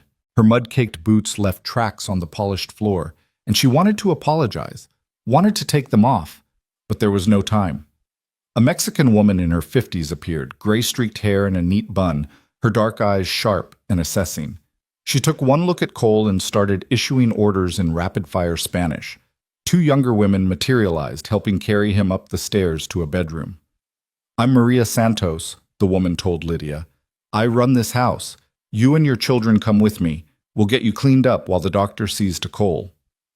"I should stay with him. I dressed his wounds before, and you did a fine job keeping him alive, but now he needs proper medical care. You need rest, food, and clean clothes. Come." Her tone brooked no argument. "Your children are about to collapse." It was true. Grace could barely keep her eyes open, and even Jonah was swaying on his feet. Lydia let Maria guide them to a bedroom that was larger than the cabin had been, with a real bed covered in quilts and a washstand with actual porcelain basin. "There's a bathing room through that door," Maria said, gesturing. "Hot water is already coming up. Clean clothes in the wardrobe. They belong to Cole's wife, God rest her soul. They should fit well enough. I'll bring food once you're settled." Elizabeth's clothes. Lydia felt strange wearing a dead woman's dresses, but she had nothing else. Her own clothes were torn, burned, and reeking of smoke. She helped Grace and Jonah wash first, scrubbing the soot from their skin, checking for injuries. Miraculously, aside from some minor burns and bruises, they were unharmed. By the time she'd gotten them into clean nightclothes and into bed, both children were already asleep. Lydia stood watching them for a long moment, her throat tight. They'd survived. Against all odds, despite everything, her children were safe. She bathed quickly, the hot water a luxury she'd almost forgotten existed. When she looked in the mirror, she barely recognized herself. Her face was gaunt, older than her 32 years, with new lines etched by hardship and fear. But her eyes held something new, strength maybe, or stubbornness. The look of someone who'd walked through fire and refused to burn. Elizabeth's dress fit reasonably well, though the woman had been taller and fuller-figured than Lydia. It was fine wool, deep blue, with pearl buttons and lace at the collar, the kind of dress a gentleman's wife wore. Lydia ran her hands over the fabric, wondering about the woman who'd owned it, the woman Cole had loved, the woman he still mourned. A soft knock at the door pulled her from her thoughts. Maria entered with a tray of food, bread, cheese, cold chicken, coffee that smelled like heaven. "The children are sleeping?" "Like the dead." Lydia winced at her word choice. I know what you mean." "They're safe now. You all are." Maria set the tray on a small table and poured coffee. "Eat. You look half-starved." Lydia wanted to protest, to maintain her dignity, but her stomach betrayed her with a loud growl. She ate like she'd been taught not to, quickly, efficiently, getting calories down because who knew when the next meal would come. Old habits from 2 years of scarcity. "How is he?" she asked between bites. "Cole?" "Alive, which is more than he should be. Doc Morrison says the shoulder wound was expertly treated. Says whoever did it knew what they were doing. That was you?" Lydia nodded. "I'm not a nurse, but I've dealt with injuries before. Frontier life, you know." "Frontier life?" Maria's expression was knowing. "That's a polite way of saying you've suffered more than any woman should have to. Frank told me about your homestead. I'm sorry." The sympathy in her voice threatened to crack Lydia's carefully maintained composure. "It was just a place. We're alive. That's what matters. Just a place that you worked yourself nearly to death trying to keep. Don't minimize it. You have a right to grieve." "I don't have time to grieve. I have to figure out what comes next. Where we'll go, how we'll survive. I can't impose on Cole's hospitality forever." Maria studied her over the rim of her coffee cup. "You don't know him very well yet, do you? Cole Maddox doesn't do anything halfway.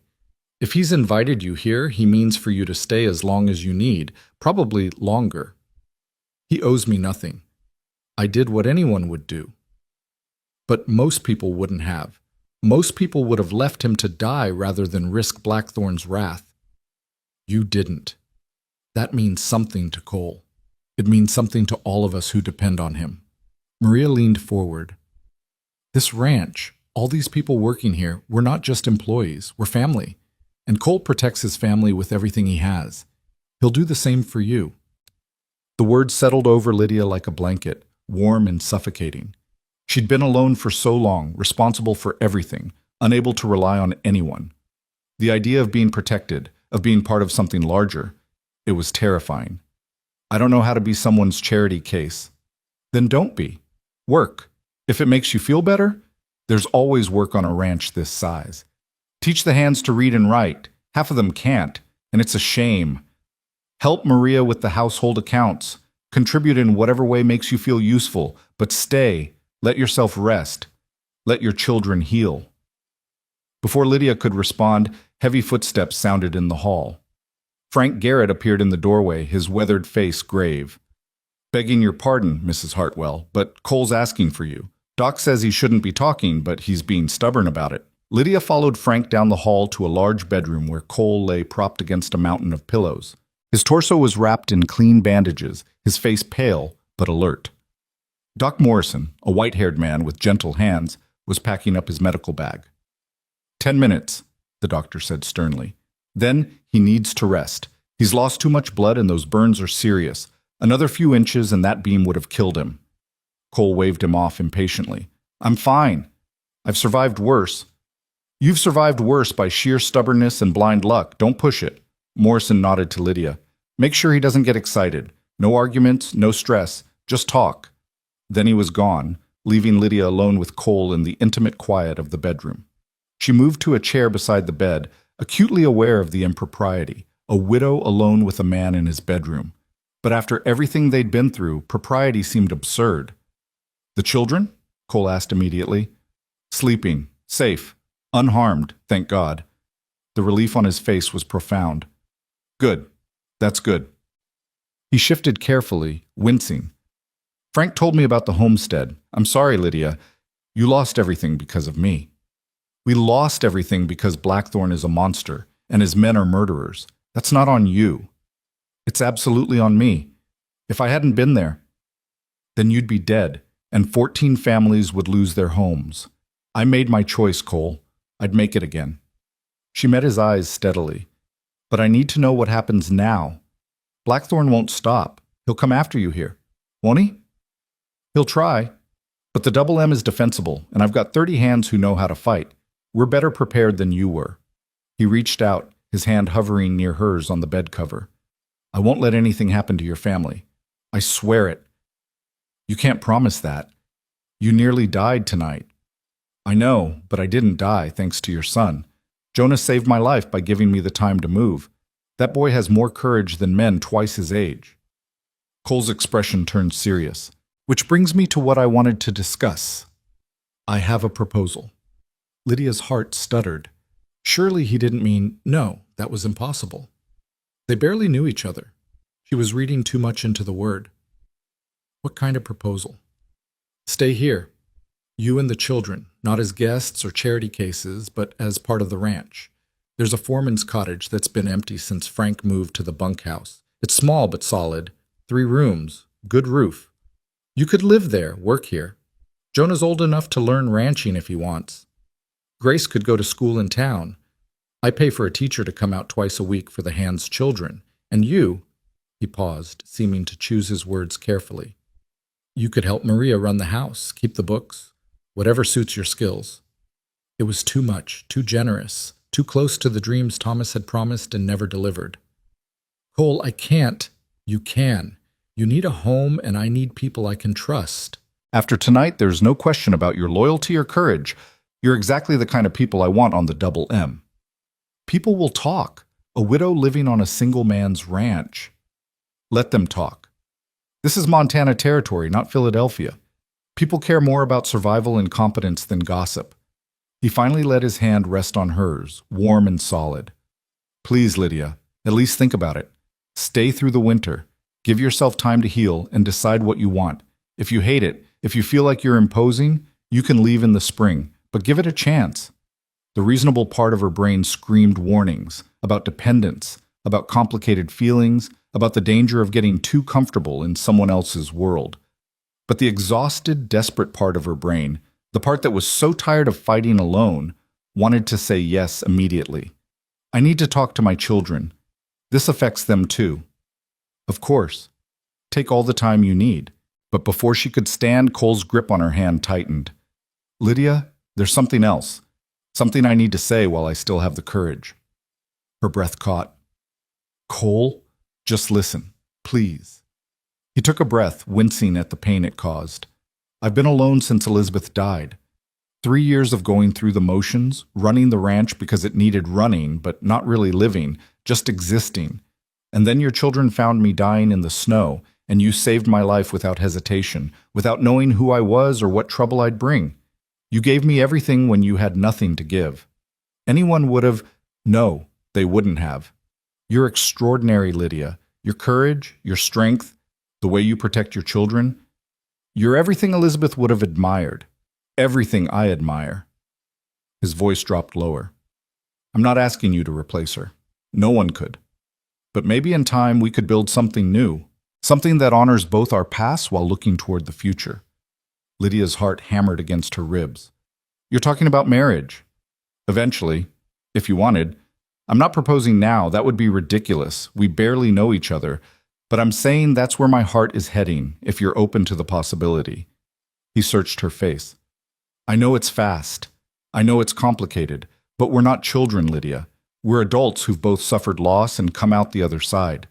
We know how precious life is, how quickly it can end, and I don't want to waste whatever time we have pretending I don't feel something for you. The honesty in his words struck her like a physical blow. No games, no careful courtship, just raw truth laid bare. It was terrifying and exhilarating in equal measure. I don't know what to say. You don't have to say anything. Just think about it. Stay. Let us get to know each other properly. Let me prove I can be a good husband to you and a good father to your children. And if you decide I'm not what you want, I'll help you set up somewhere else. No hard feelings. But give us a chance. Before Lydia could formulate a response, footsteps thundered in the hallway. Jonah burst through the door, his face wild with panic. Mama, Grace is gone! Lydia was on her feet instantly. What do you mean, gone? I woke up and she wasn't in bed. I searched the whole upper floor. She's not here. Cole tried to sit up, failed, cursed viciously. Check the grounds, Frank! The foreman appeared immediately, and within minutes the entire ranch was mobilized. Men spread out with lanterns, searching every building, every corner. Lydia ran through the house, calling Grace's name, her voice growing more desperate with each unanswered cry. Where could she have gone? The child had been exhausted, traumatized. Why would she leave? Unless she hadn't left voluntarily. The thought hit Lydia like a fist to the gut. Blackthorn's men. They could have circled back, could have found a way into the house while everyone was focused on Cole's injuries. They could have taken Grace as leverage. No, she whispered. No, no, no. Mrs. Hartwell. One of the younger hands came running.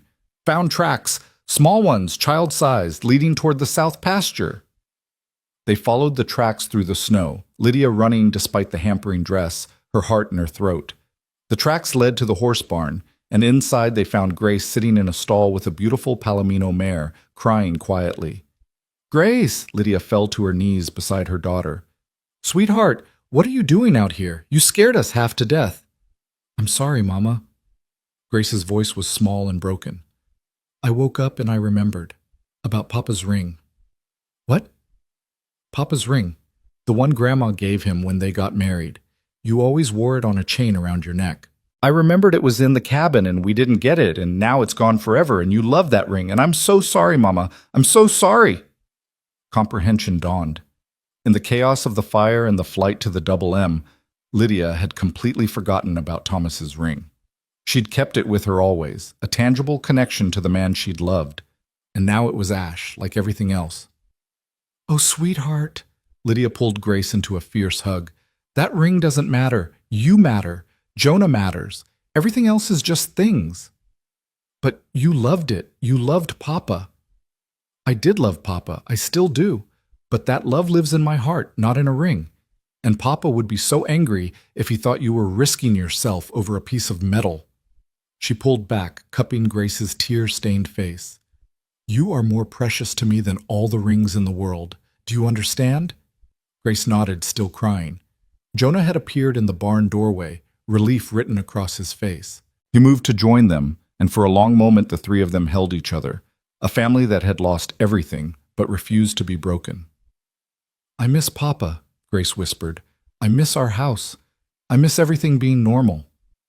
I know, baby. I miss it too. Lydia kissed her daughter's forehead. But we're going to be okay. We're survivors, remember? We're Hartwells, and Hartwells don't give up. Are we still Hartwells? Jonah's question was quiet, but it carried weight. Our house is gone. Our land is gone. What are we now?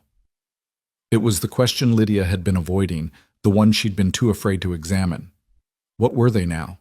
Refugees, charity cases, homeless wanderers dependent on a stranger's kindness? Or something else entirely? Something new? Come on, she said, helping Grace to her feet. Let's go back to the house. It's freezing out here.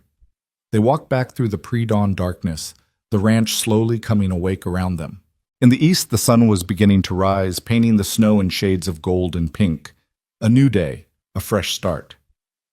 Back at the house, Maria had breakfast ready, pancakes and bacon, eggs and fresh bread. The hands ate in shifts, fueling up for the day's work. Lydia sat with her children, watching them eat with better appetites than they'd shown in months, and felt the weight of Cole's questions settling over her. Stay. Build something new. Let yourself be part of something larger. Could she do it? Could she let go of Thomas's dream and embrace a different future? After breakfast, she left the children with Maria and returned to Cole's room. He was sitting up now, though the effort clearly cost him. His eyes found hers immediately. She's all right? She's all right, just upset about losing some of our things in the fire. Lydia settled into the chair, her hands folded in her lap. Cole, about what you said before, about staying, about everything. You don't have to answer now. I know, but I need you to understand something first. She took a breath. I loved my husband. Thomas was a good man who had big dreams and the courage to chase them. He brought me west because he believed we could build something beautiful out here, and I loved him for that belief. When he died, I tried to keep his dream alive because I thought I owed him that. I thought if I could just make the homestead work, it would give his death meaning. But it was killing you. It was. Slowly, inch by inch, and I couldn't admit it because admitting it felt like betraying him. She met Cole's eyes. Last night when the cabin burned, I felt terrible, but I also felt relieved, like I'd been carrying a burden I could finally put down. That's not betrayal, Lydia. That's acceptance. Maybe. But it means I'm ready to move forward instead of clinging to the past. And I need you to know that before we talk about the future. She paused. I also need you to know that whatever I decide, it won't be out of desperation. I'm not looking for a man to rescue me. If I stay, if I eventually say yes to what you're suggesting, it will be because I choose it, because I want it, not because I need it. Pride sparked in Cole's eyes. I wouldn't want it any other way. Good. Then here's what I propose. She leaned forward, her voice steady. We stay through the winter, like you suggested. We work, contribute, earn our keep.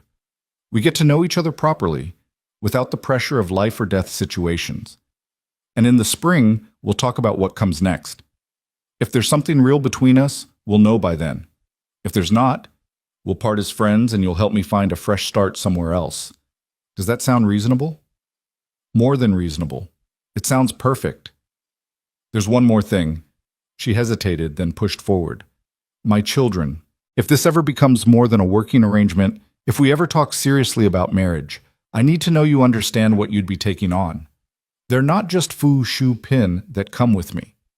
They're whole people with opinions and feelings. Jonah's almost a man. He'll need guidance and respect, not a father figure trying to replace Thomas. And Grace is sensitive and imaginative and still processing her grief. They're not easy. No child who's been through what they've been through would be easy. But Lydia, I've seen your children. I've watched Jonah stand up to armed men and Grace find courage when everything was terrifying. They're extraordinary because you made them that way. I'm not interested in replacing their father. I'm interested in being someone they can count on, someone who'll stand with them, protect them, help them grow into the people they're meant to be. The sincerity in his voice made Lydia's eyes sting. You really mean that? Every word. I told you before, you saved my life. But your children are the ones who found me, who dragged me back from death. I owe them everything. And even if you and I never become more than friends, I'll always consider them family. Something in Lydia's chest cracked open, not breaking, but blooming. The tight defensive posture she'd held for 2 years loosened just a fraction. Then I think we have an agreement. Cole's smile was brilliant despite his exhaustion. Excellent. Now, there's just one more detail to work out. What's that? At some point, probably soon, Grace and Jonah are going to need to understand that I have intentions toward their mother. We should tell them together, make sure they're comfortable with the arrangement.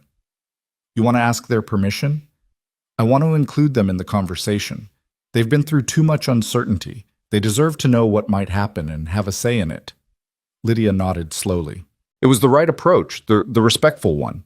But it also meant making this real, concrete, something her children would have opinions about. Tomorrow, she decided, let's give everyone a day to rest and recover. Then we'll sit down as a family and discuss it. As a family. Cole tested the words, liked them. That sounds right.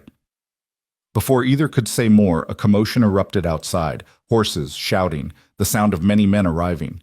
Frank Garrett appeared in the doorway, his face grim. Boss, we've got company. Sheriff Hale, 5 deputies, and Silas Blackthorne himself. They're demanding to see you. Cole's expression hardened. Help me up.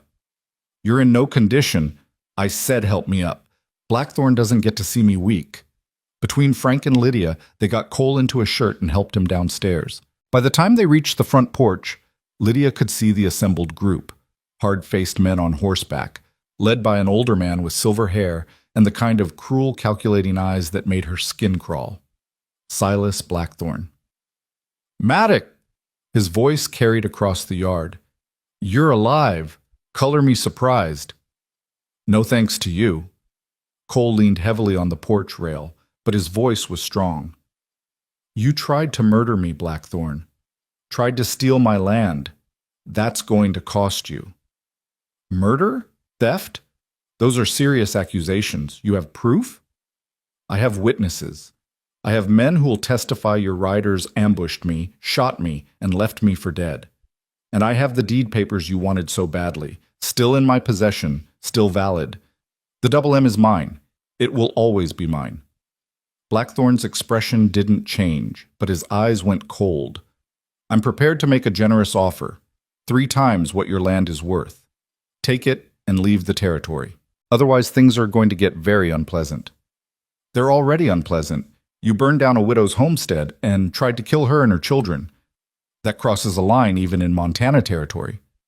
For the first time, Blackthorne's gaze shifted to Lydia standing beside Cole. That was an unfortunate accident.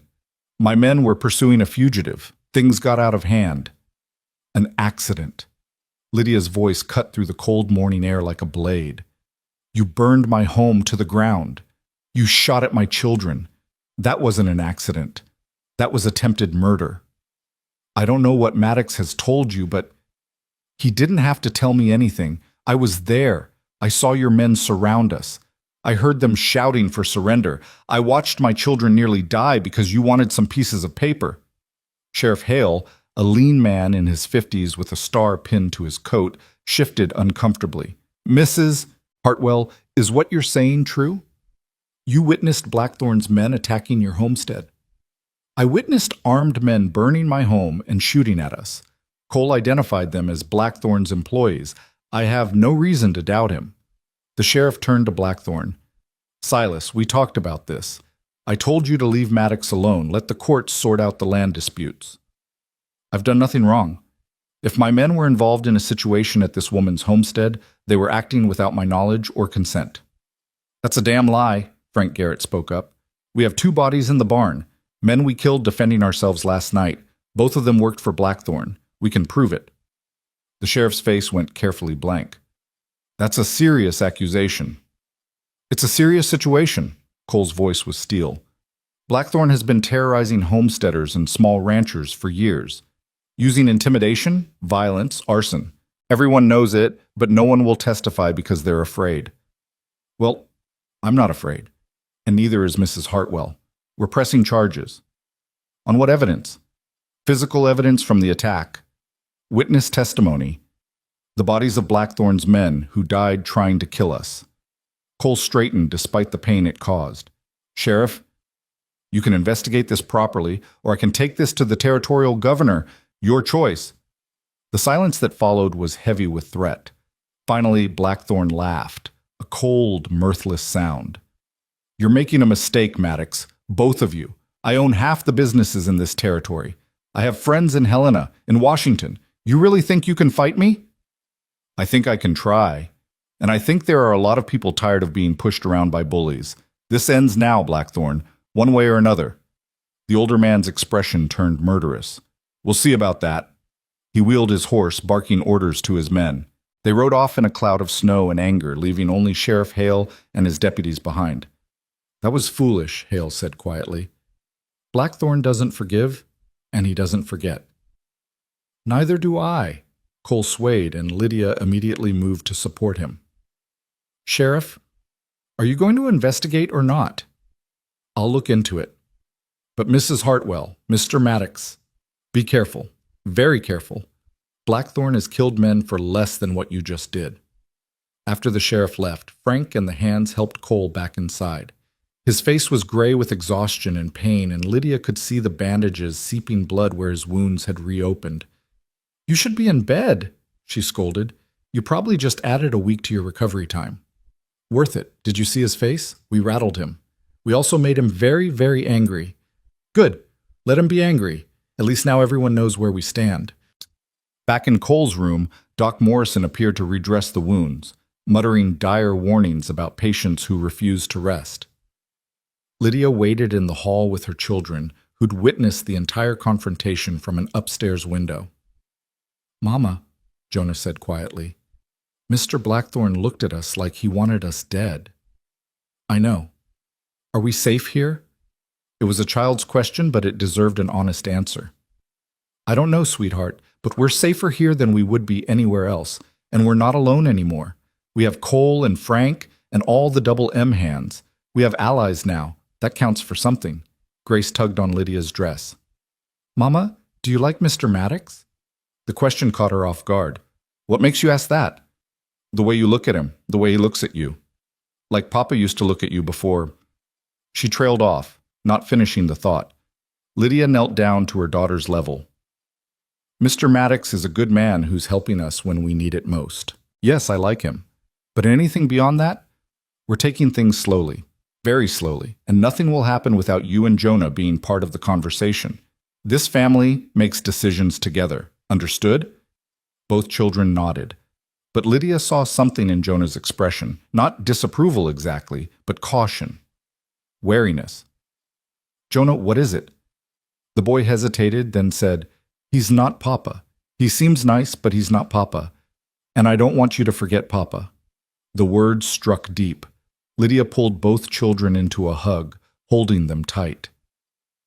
I could never forget your father. Never. He was my first love, the man who gave me you two. He'll always be part of our family. But sweetheart, Papa's gone, and we have to keep living. That doesn't mean replacing him or forgetting him. It means honoring him by building the kind of life he would have wanted for us. A safe, happy life where we're cared for and protected. Is that what Mr. Maddox offers? Maybe. I don't know yet. That's what we're going to figure out. She pulled back, meeting Jonah's eyes. But I promise you this. I won't make any big decisions without talking to you first. Your opinion matters. Your feelings matter. You're not just children I drag along. You're part of this decision. Deal? Deal, Jonah agreed, still cautious but less resistant. Grace simply nodded and tucked herself against Lydia's side. I just want us to be safe, Mama, and not hungry, and not cold all the time. We will be, baby, starting right now. That evening, as the sun set over the Sweetwater Valley, Lydia stood at the window of their borrowed bedroom and watched the ranch come alive with lamplight.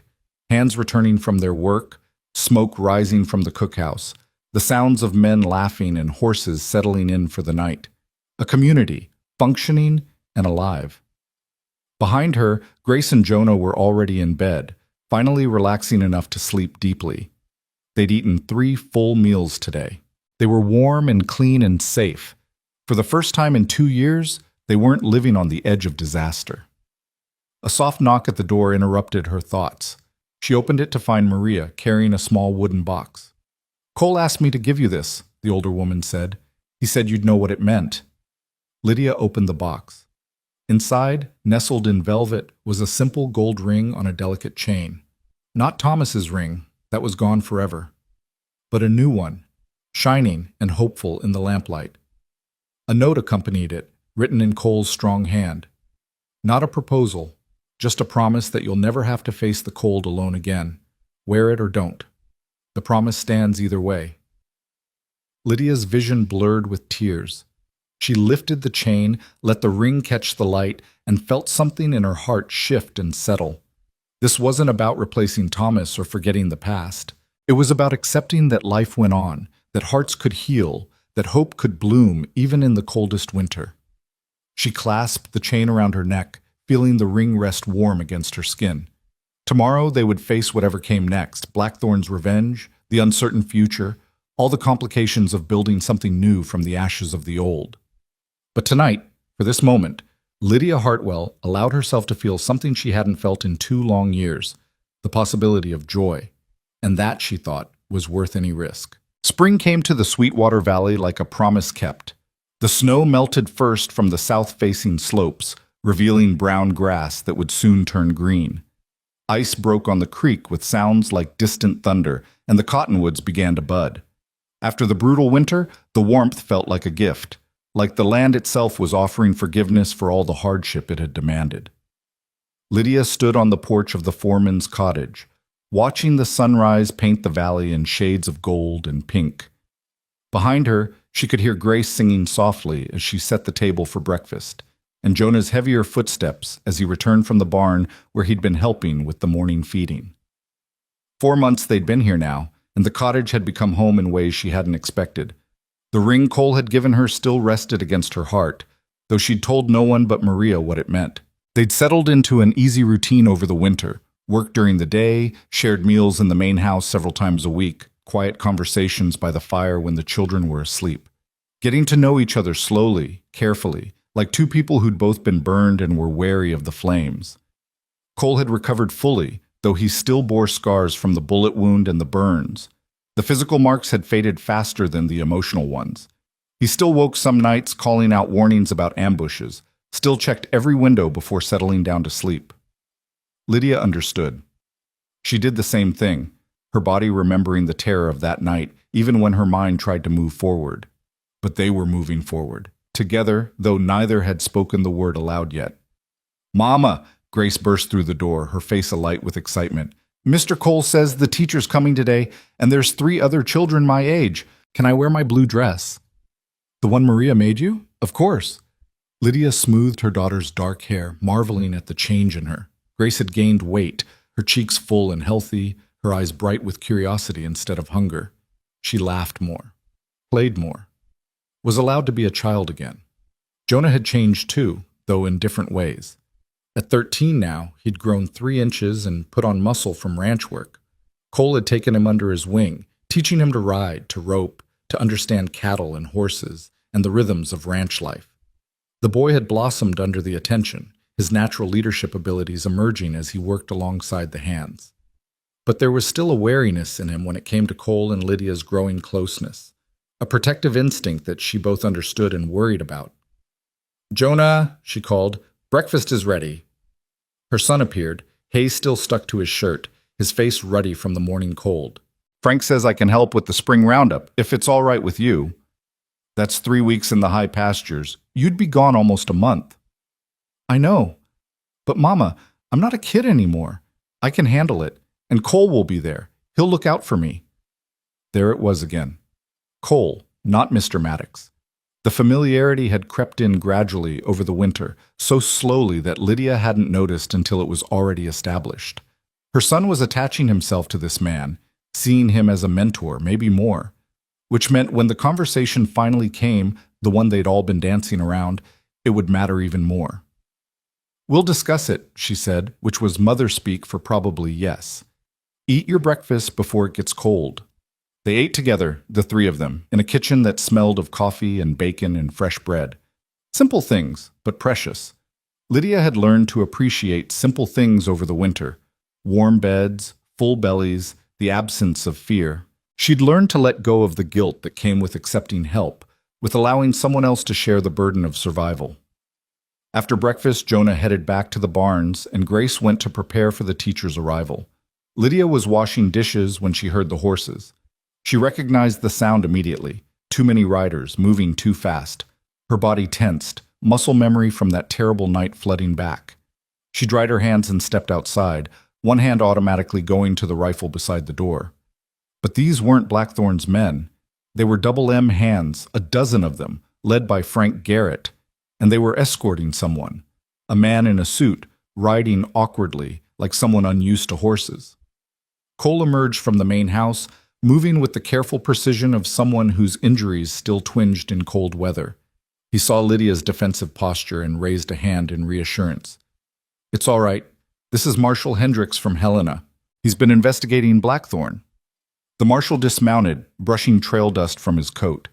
He was younger than Lydia expected, maybe 40, with sharp eyes and a no-nonsense demeanor. "Mrs. Hartwell, I'd like to speak with you about the night of the attack. Your testimony could be crucial to our case."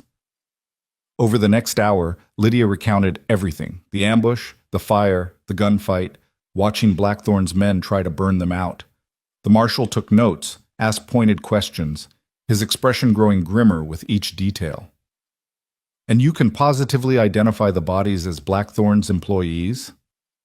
"Several of the ranch hands can," Cole interjected. They recognized two of the dead men, Jack Reese and Tom Carlson. Both were on Blackthorn's payroll. "Reese is dead?" The marshal looked genuinely surprised. "I didn't know that." "Took a bullet in the firefight. He's buried on the property if you need to exhume the body for confirmation." Hendricks nodded slowly. "That changes things. Reese was wanted in 3 territories for murder. If we can prove he was working for Blackthorn, it strengthens the case considerably." "What case?" Lydia asked. "What exactly are you investigating?" "Everything. Land fraud, intimidation, arson, murder. We've been building a case against Silas Blackthorn for 2 years, but we needed witnesses willing to testify, and most people were too afraid. Your willingness to come forward, Mrs. Hartwell, yours and Mr. Maddox's, has given us the leverage we needed." "Other people are talking?" 14 families from the double M shares, 3 widows whose husbands died under suspicious circumstances after refusing to sell their land, 2 town merchants who were threatened. Once word got out that someone was finally standing up to Blackthorn, others found their courage. The marshal's expression was satisfied. "We're going to trial in 3 weeks, and I believe we're going to win." The words hung at the spring air like music. Justice. Real justice, not just frontier vengeance or vigilante action, but legal accountability. The thing Thomas had believed in when he'd brought them west, the promise that law would eventually triumph over lawlessness. "You'll both need to testify," Hendricks continued. "Be prepared for Blackthorn's lawyers to attack your credibility. They'll bring up your relationship, Mrs. Hartwell, the fact that you're living on Mr. Maddox's property. They'll try to paint you as his paramour, suggesting your testimony is biased." Lydia felt heat rise in her face. "My testimony is the truth." "I know that, but Blackthorn will use any weapon he can find. I'm just warning you, it won't be pleasant." After the marshal left, Cole walked Lydia back to the cottage. They moved in silence for a while, the enormity of what was coming settling over them both. "He's right," Cole said finally. "They'll come after you, after your reputation, after the children. Blackthorn will try to destroy you rather than let you testify." "Let him try. I've survived worse." "Have you?" He stopped walking, turning to face her. "Lydia, this is different than winter starvation or a homestead fire. This is deliberate, calculated destruction of your character. They'll call you a whore in open court. They'll suggest you sold yourself for security, that you'd say anything to protect your meal ticket. Can you handle that?" The blunt words stung, but Lydia understood he wasn't being cruel. He was being realistic. "Can you?" she countered. "They'll call you a man who takes advantage of desperate widows, who uses his wealth and position to coerce women into his bed. That'll damage your reputation just as much." "I don't care about my reputation. I care about you, about Grace and Jonah, about what this will do to them." Then maybe it's time we stopped worrying about what people think and started being honest about what we are. The words were out before she could stop them, bold and risky. Cole's eyes widened slightly. And what are we, Lydia? I don't know. That's what we've been trying to figure out all winter, isn't it? Whether this thing between us is real or just convenience, whether we're building something or just hiding from loneliness. She took a breath. I think it's time we found out. How? We talk to the children, tonight. We tell them the truth, that we care about each other, that we're considering a future together, that we want their blessing before we move forward. She met his eyes steadily. And then we let the chips fall, where they may. Cole was quiet for a long moment. Then, and if they say no? If Jonah especially isn't ready? Then we wait. We keep going as we are until he is ready. But Cole, we can't live in limbo forever. At some point we have to know if this is going somewhere or if we're just fooling ourselves. He reached out, his hand cupping her cheek with infinite gentleness. I already know where this is going, at least where I want it to go. I'm in love with you, Lydia. Have been for months. I'm just terrified of pushing too hard, of asking too much. The confession stole her breath. She'd suspected, hoped, but hearing the words out loud was different, real, undeniable. I'm in love with you too, she whispered, and that terrifies me, because I didn't think I could love anyone again after Thomas. I thought that part of me was dead, but you brought it back to life, and now I don't know what to do with these feelings. We figure it out together. We talk to the children. We face whatever comes next side by side. He leaned forward, his forehead resting against hers. Marry me, Lydia, not because you need rescuing or because it's convenient, but because we love each other and life's too short to waste time pretending we don't. Yes. The word came easily, naturally. Yes, but we do this right. We talk to Grace and Jonah first. We make sure they're truly comfortable with this. And we wait until after the trial. I won't give Blackthorn the satisfaction of using our happiness as ammunition. After the trial then, but Lydia, his voice was fierce. This is a promise.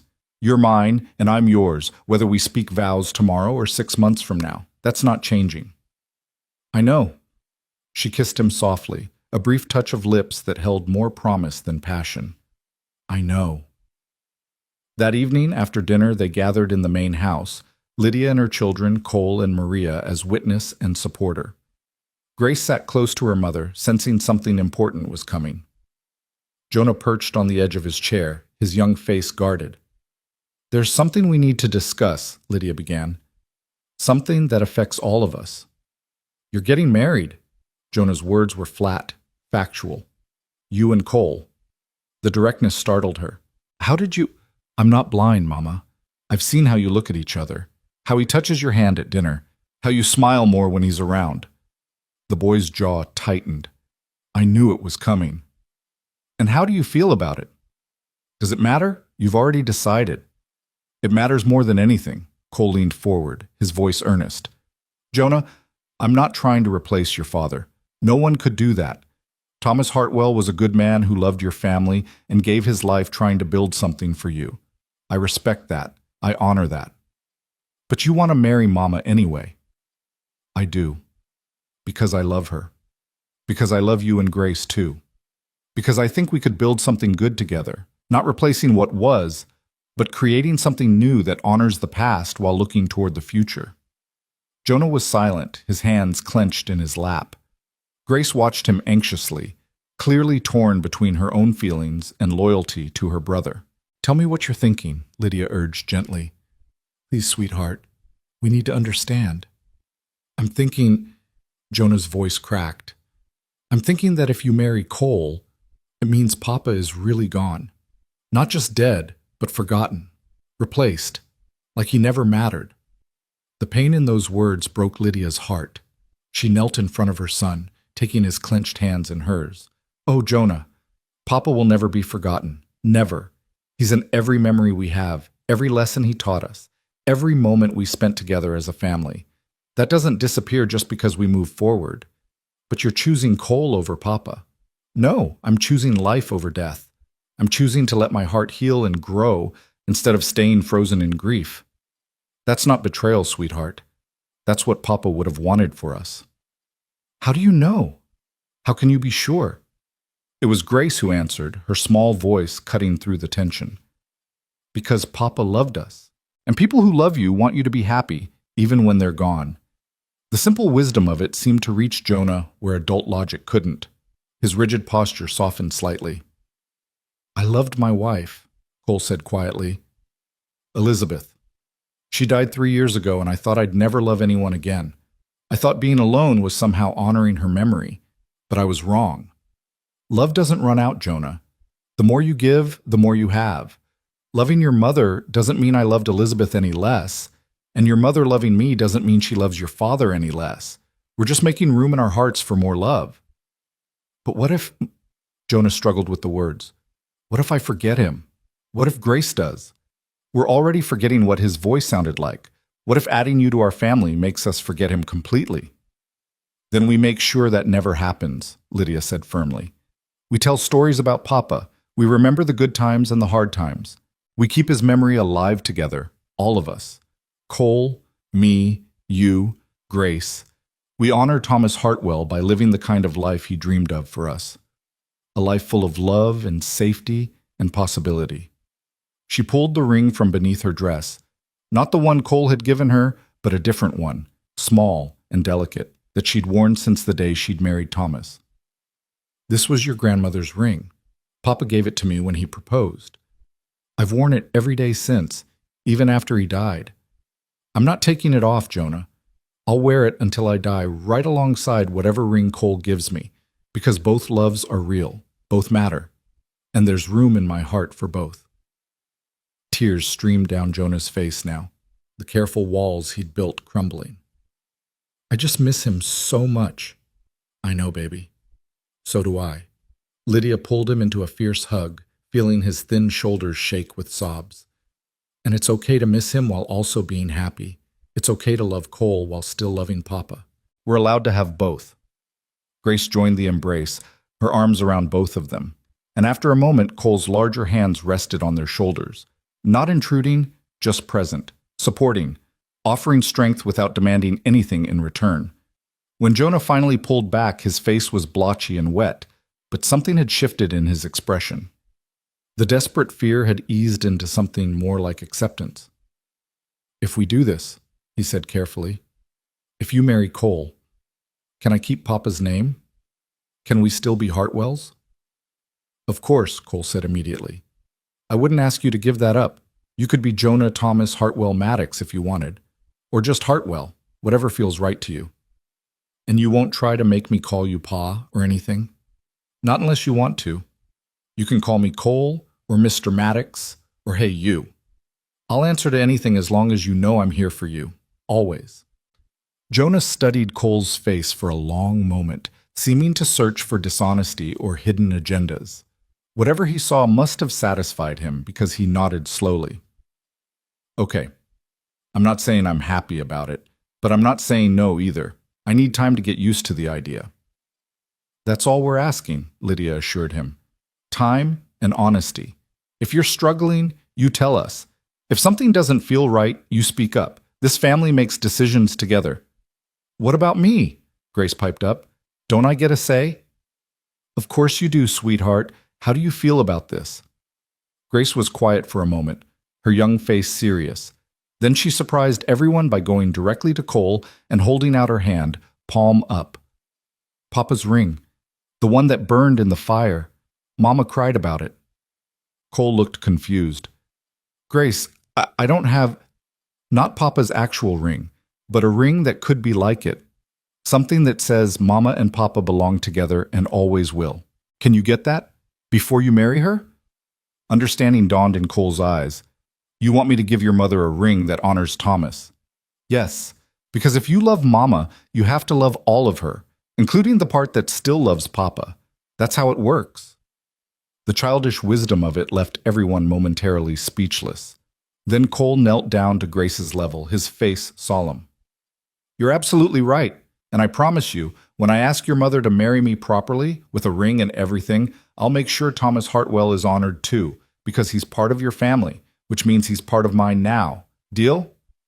Grace threw her arms around his neck. Deal. And Cole, I think you'll be a good papa. Not the same as Papa Thomas, but good. Over her head, Cole's eyes met Lydia's, bright with unshed tears. Maria was crying openly, not even trying to hide it. And Jonah, still wary but no longer hostile, managed a small smile. It wasn't perfect. There would be hard days ahead, moments of grief and doubt, times when they all missed Thomas so much it hurt to breathe. But this was real. This was honest. This was a family learning to heal together. So, Lydia said, her voice thick with emotion, after the trial, when everything's settled, we'll talk about wedding plans. After the trial, Cole agreed. But Lydia, there's one more thing we need to discuss. Your homestead claim. What about it? It's still valid. You proved habitation and you have witnesses to the attack that destroyed your improvements. The land office will rule in your favor. That ground is legally yours. Lydia hadn't thought about the homestead in weeks. In her mind, it was gone, burned away along with everything else from her old life. What good is land I can't work? We work it. Together. We rebuild the cabin, bigger this time, better. We run cattle on your acres and mine, combine the operations, create something that belongs to all of us. Cole's voice was earnest. I don't want you to give up what Thomas built, Lydia. I want to help you finish it. The generosity of the offer staggered her. He wasn't asking her to give up her independence or Thomas's legacy. He was offering to weave them together into something new and stronger. The Morning Glory Ranch, Grace said suddenly. That's what we should call it, because Mama's name is Lydia, and that means morning glory, and because morning is when everything starts fresh. Morning Glory Ranch, Jonah tested the words. I like it. Papa would have liked it too. So it was decided. After the trial, after they'd faced down Blackthorn and won their justice, they would marry. They would rebuild. They would combine the Double M and the Hartwell homestead into something that honored both pasts while embracing a shared future. The trial came 3 weeks later, held in Redemption's largest building, the Methodist Church, temporarily converted to a courthouse. Half the territory seemed to have shown up, packing the pews and spilling out into the yard. This was the trial everyone had been waiting for, the showdown between Silas Blackthorn and the people he'd terrorized for years. Lydia took the stand wearing her best dress, another of Elizabeth's, altered to fit, and the 2 rings she now wore on chains around her neck. She told her story simply and clearly, meeting Blackthorn's cold gaze without flinching.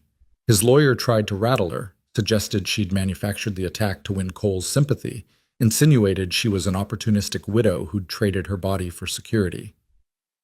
Is it true, the lawyer asked snidely, that you've been living on Mr. Maddox's property, unchaperoned, for 4 months? I've been living in the foreman's cottage with my children, working to earn our keep and recovering from having my home burned down by your client's men. Lydia's voice was steel. And whatever relationship exists between Mr. Maddox and myself is none of your business and irrelevant to the fact that I watched Silas Blackthorn's employees try to murder my family.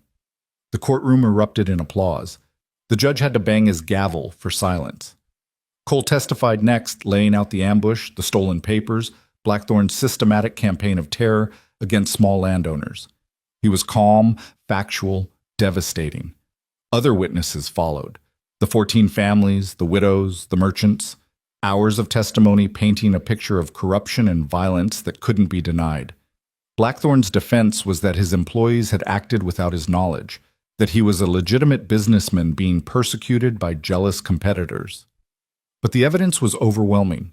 The bodies, the witnesses, the pattern of behavior stretching back years. The jury deliberated for 2 hours. When they returned, the foreman stood with a piece of paper in his trembling hands. We find the defendant, Silas Blackthorn, guilty on all charges: conspiracy to commit murder, arson, land fraud, intimidation, guilty. The courtroom exploded. People cheered, cried, embraced. Lydia felt Cole's arm around her shoulders, felt her children pressing close, and let herself cry with relief. It was over. Finally, truly over. Blackthorn was sentenced to 20 years in the territorial prison. His assets were seized to compensate his victims. The land he'd stolen was returned to its rightful owners. Justice, real and complete, was served. Walking out of the church into the spring sunshine, Lydia felt lighter than she had in years. The weight of fear and uncertainty had lifted, leaving room for joy to rush in. "Mama!" Grace tugged on her hand. "Can we get married now? Can we really become a family?" Lydia looked at Cole, saw the question and hope in his eyes. She thought about Thomas, about the love they'd shared and the dreams he'd died chasing. And she knew, with absolute certainty, that he would want this for them, would want her to be happy, would want his children to have a father who would cherish them. "Yes," she said, smiling through tears. "Yes, we can." They married 2 weeks later in a simple ceremony at the Double M. Maria decorated the house with wildflowers. Frank Garrett stood as Cole's best man. Grace and Jonah stood with their mother, solemn and proud in their new clothes. But before Cole placed the wedding band on Lydia's finger, he pulled out a second ring, a simple gold band engraved with forget-me-nots, Thomas's favorite flower. "For Thomas," he said quietly. "So he knows he's not forgotten. So he's part of this union too." Lydia could barely speak through her tears as she accepted both rings. She placed them on her left hand together, gold bands intertwined, two loves joined into one. Behind her, she heard Jonah's soft intake of breath, saw the acceptance and gratitude in his eyes. This was right. This was how it was meant to be. "I now pronounce you husband and wife," the traveling preacher intoned. "You may kiss your bride." Cole's kiss was gentle, respectful, full of promise. When they pulled apart, Grace was crying happy tears, and even Jonah was smiling. The assembled ranch hands cheered, and someone started playing a fiddle. The celebration lasted into the night. They danced under the stars, ate Maria's amazing food, laughed until their sides hurt. At one point, Lydia found herself standing with her new husband on the porch, watching their combined families mingle and celebrate. "Happy?" Cole asked. "More than I ever thought I could be again." She leaned into his strength. "Thank you. For understanding about Thomas. For honoring him. He gave me you. He gave me those incredible children. How could I not honor him?" Cole's arm tightened around her waist. "Besides, I meant what I said. The more love you give, the more you have." Inside, Grace shrieked with laughter as Jonah spun her in a dance. The boy had grown so much over the past months, taller, stronger, more confident. He caught Lydia's eye and gave her a thumbs up, his smile genuine and unforced. "He's going to be all right," Cole observed. "They both are. You raised amazing children, Lydia Maddox." Lydia Maddox. The name still felt strange, but good, like putting on a new dress that fit perfectly. "We raised them," she corrected, "past tense and future tense, all of us together." They stayed there as the stars wheeled overhead and the music played on. Two people who'd found each other in the darkest winter and chosen to build a spring together. 1 year later, Lydia sat at the desk in the main house of the Morning Glory Ranch, the newly rebuilt homestead, expanded and improved, sitting on the land Thomas had claimed and she and Cole had made flourish.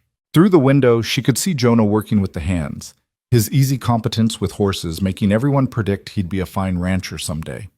Grace was in the yard with several other children, her laughter carrying on the wind. And in the cradle beside the desk, their daughter, Charlotte Elizabeth Maddox, named for both her grandmothers, slept peacefully, her tiny fist curled against her cheek. Lydia opened the leather journal Cole had given her, its pages still mostly empty, waiting to be filled with their family's story. She dipped her pen in ink and began to write. "Today marks 1 year since Cole and I married, and 18 months since the night everything changed. I want to record this for my children, all of them, so they understand where we came from and what it took to get here. We came through fire, literally and figuratively.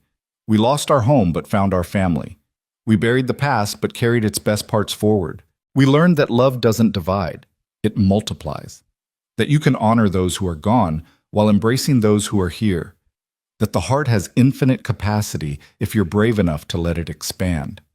Thomas, wherever you are, I hope you can see what we've built. I hope you know that your children are thriving, that the land you claimed is flourishing, that your dreams came true even if not in the way you imagined. You're here in every sunset they watch, every value they hold, every moment of courage they show. You're not forgotten. You never will be." Cole, My second love and second chance. I thank God every day for the storm that brought you to our door. You saved us, but we saved you too. We made each other whole again. Grace, Jonah, Charlotte, remember this. Remember that hard times don't last, but strong families do. Remember that it's okay to grieve and grow at the same time. Remember that love is never wasted, never lost, never wrong when it's real and true. We're the Maddox family now, but we carry the Hartwell name too. In our hearts and in Jonah's legal name, Jonah Thomas Hartwell Maddox, a bridge between past and future. This is our story. This is our triumph. We walked through the fire and came out forged into something stronger, something beautiful, something worth every trial it took to get here. The widow who saved a dying cowboy, the cowboy who gave a family hope, the children who learned that love can grow in the most unlikely soil. Together we're building something that will last, something that honors where we came from while embracing where we're going. The Morning Glory Ranch, where every sunrise brings new possibility and every sunset brings grateful peace. This is home, this is family, this is love, and we made it together. Lydia set down her pen as Charlotte stirred and began to fuss. She lifted her daughter, marveling at the weight of her, the realness of her. This child who was proof that life went on, that joy could bloom even in the most barren soil. Cole appeared in the doorway, dusty from a day's work, his face lighting up at the sight of his wife and daughter. "How are my girls?" "Perfect. We're perfect." He crossed to kiss them both, one arm around Lydia's shoulders, one finger caught in Charlotte's tiny grip. Through the window, they could see Jonah teaching Grace to rope a fence post, both of them laughing at her wild attempts. "We did good," Cole said quietly. Thomas would be proud. He would be. Lydia leaned into her husband's strength, feeling Charlotte's heart beat against her chest, hearing her older children's laughter on the wind. We all did good. That night, as the Montana sky blazed with stars and the mountains stood eternal in the distance, the Maddox family gathered for dinner. They ate together, talked together, laughed together. And before the meal ended, Lydia raised her glass. "A toast," she said, "to family, past, present, and future. To Thomas Hartwell, who started this journey. To Cole Maddox, who helped us complete it. To Grace, Jonah, and Charlotte, who are the reason we fight and dream and hope. To everyone at this table and everyone watching over us. To survival, healing, and the courage to love again." "To family," they echoed, glasses clinking. And as the last light faded from the western sky, as the lamps were lit and the fire crackled warm, as children settled into bed and adults found each other's hands in the darkness, Lydia Hartwell Maddox knew with absolute certainty that they were exactly where they were meant to be. The storm had brought them together. Love had made them family.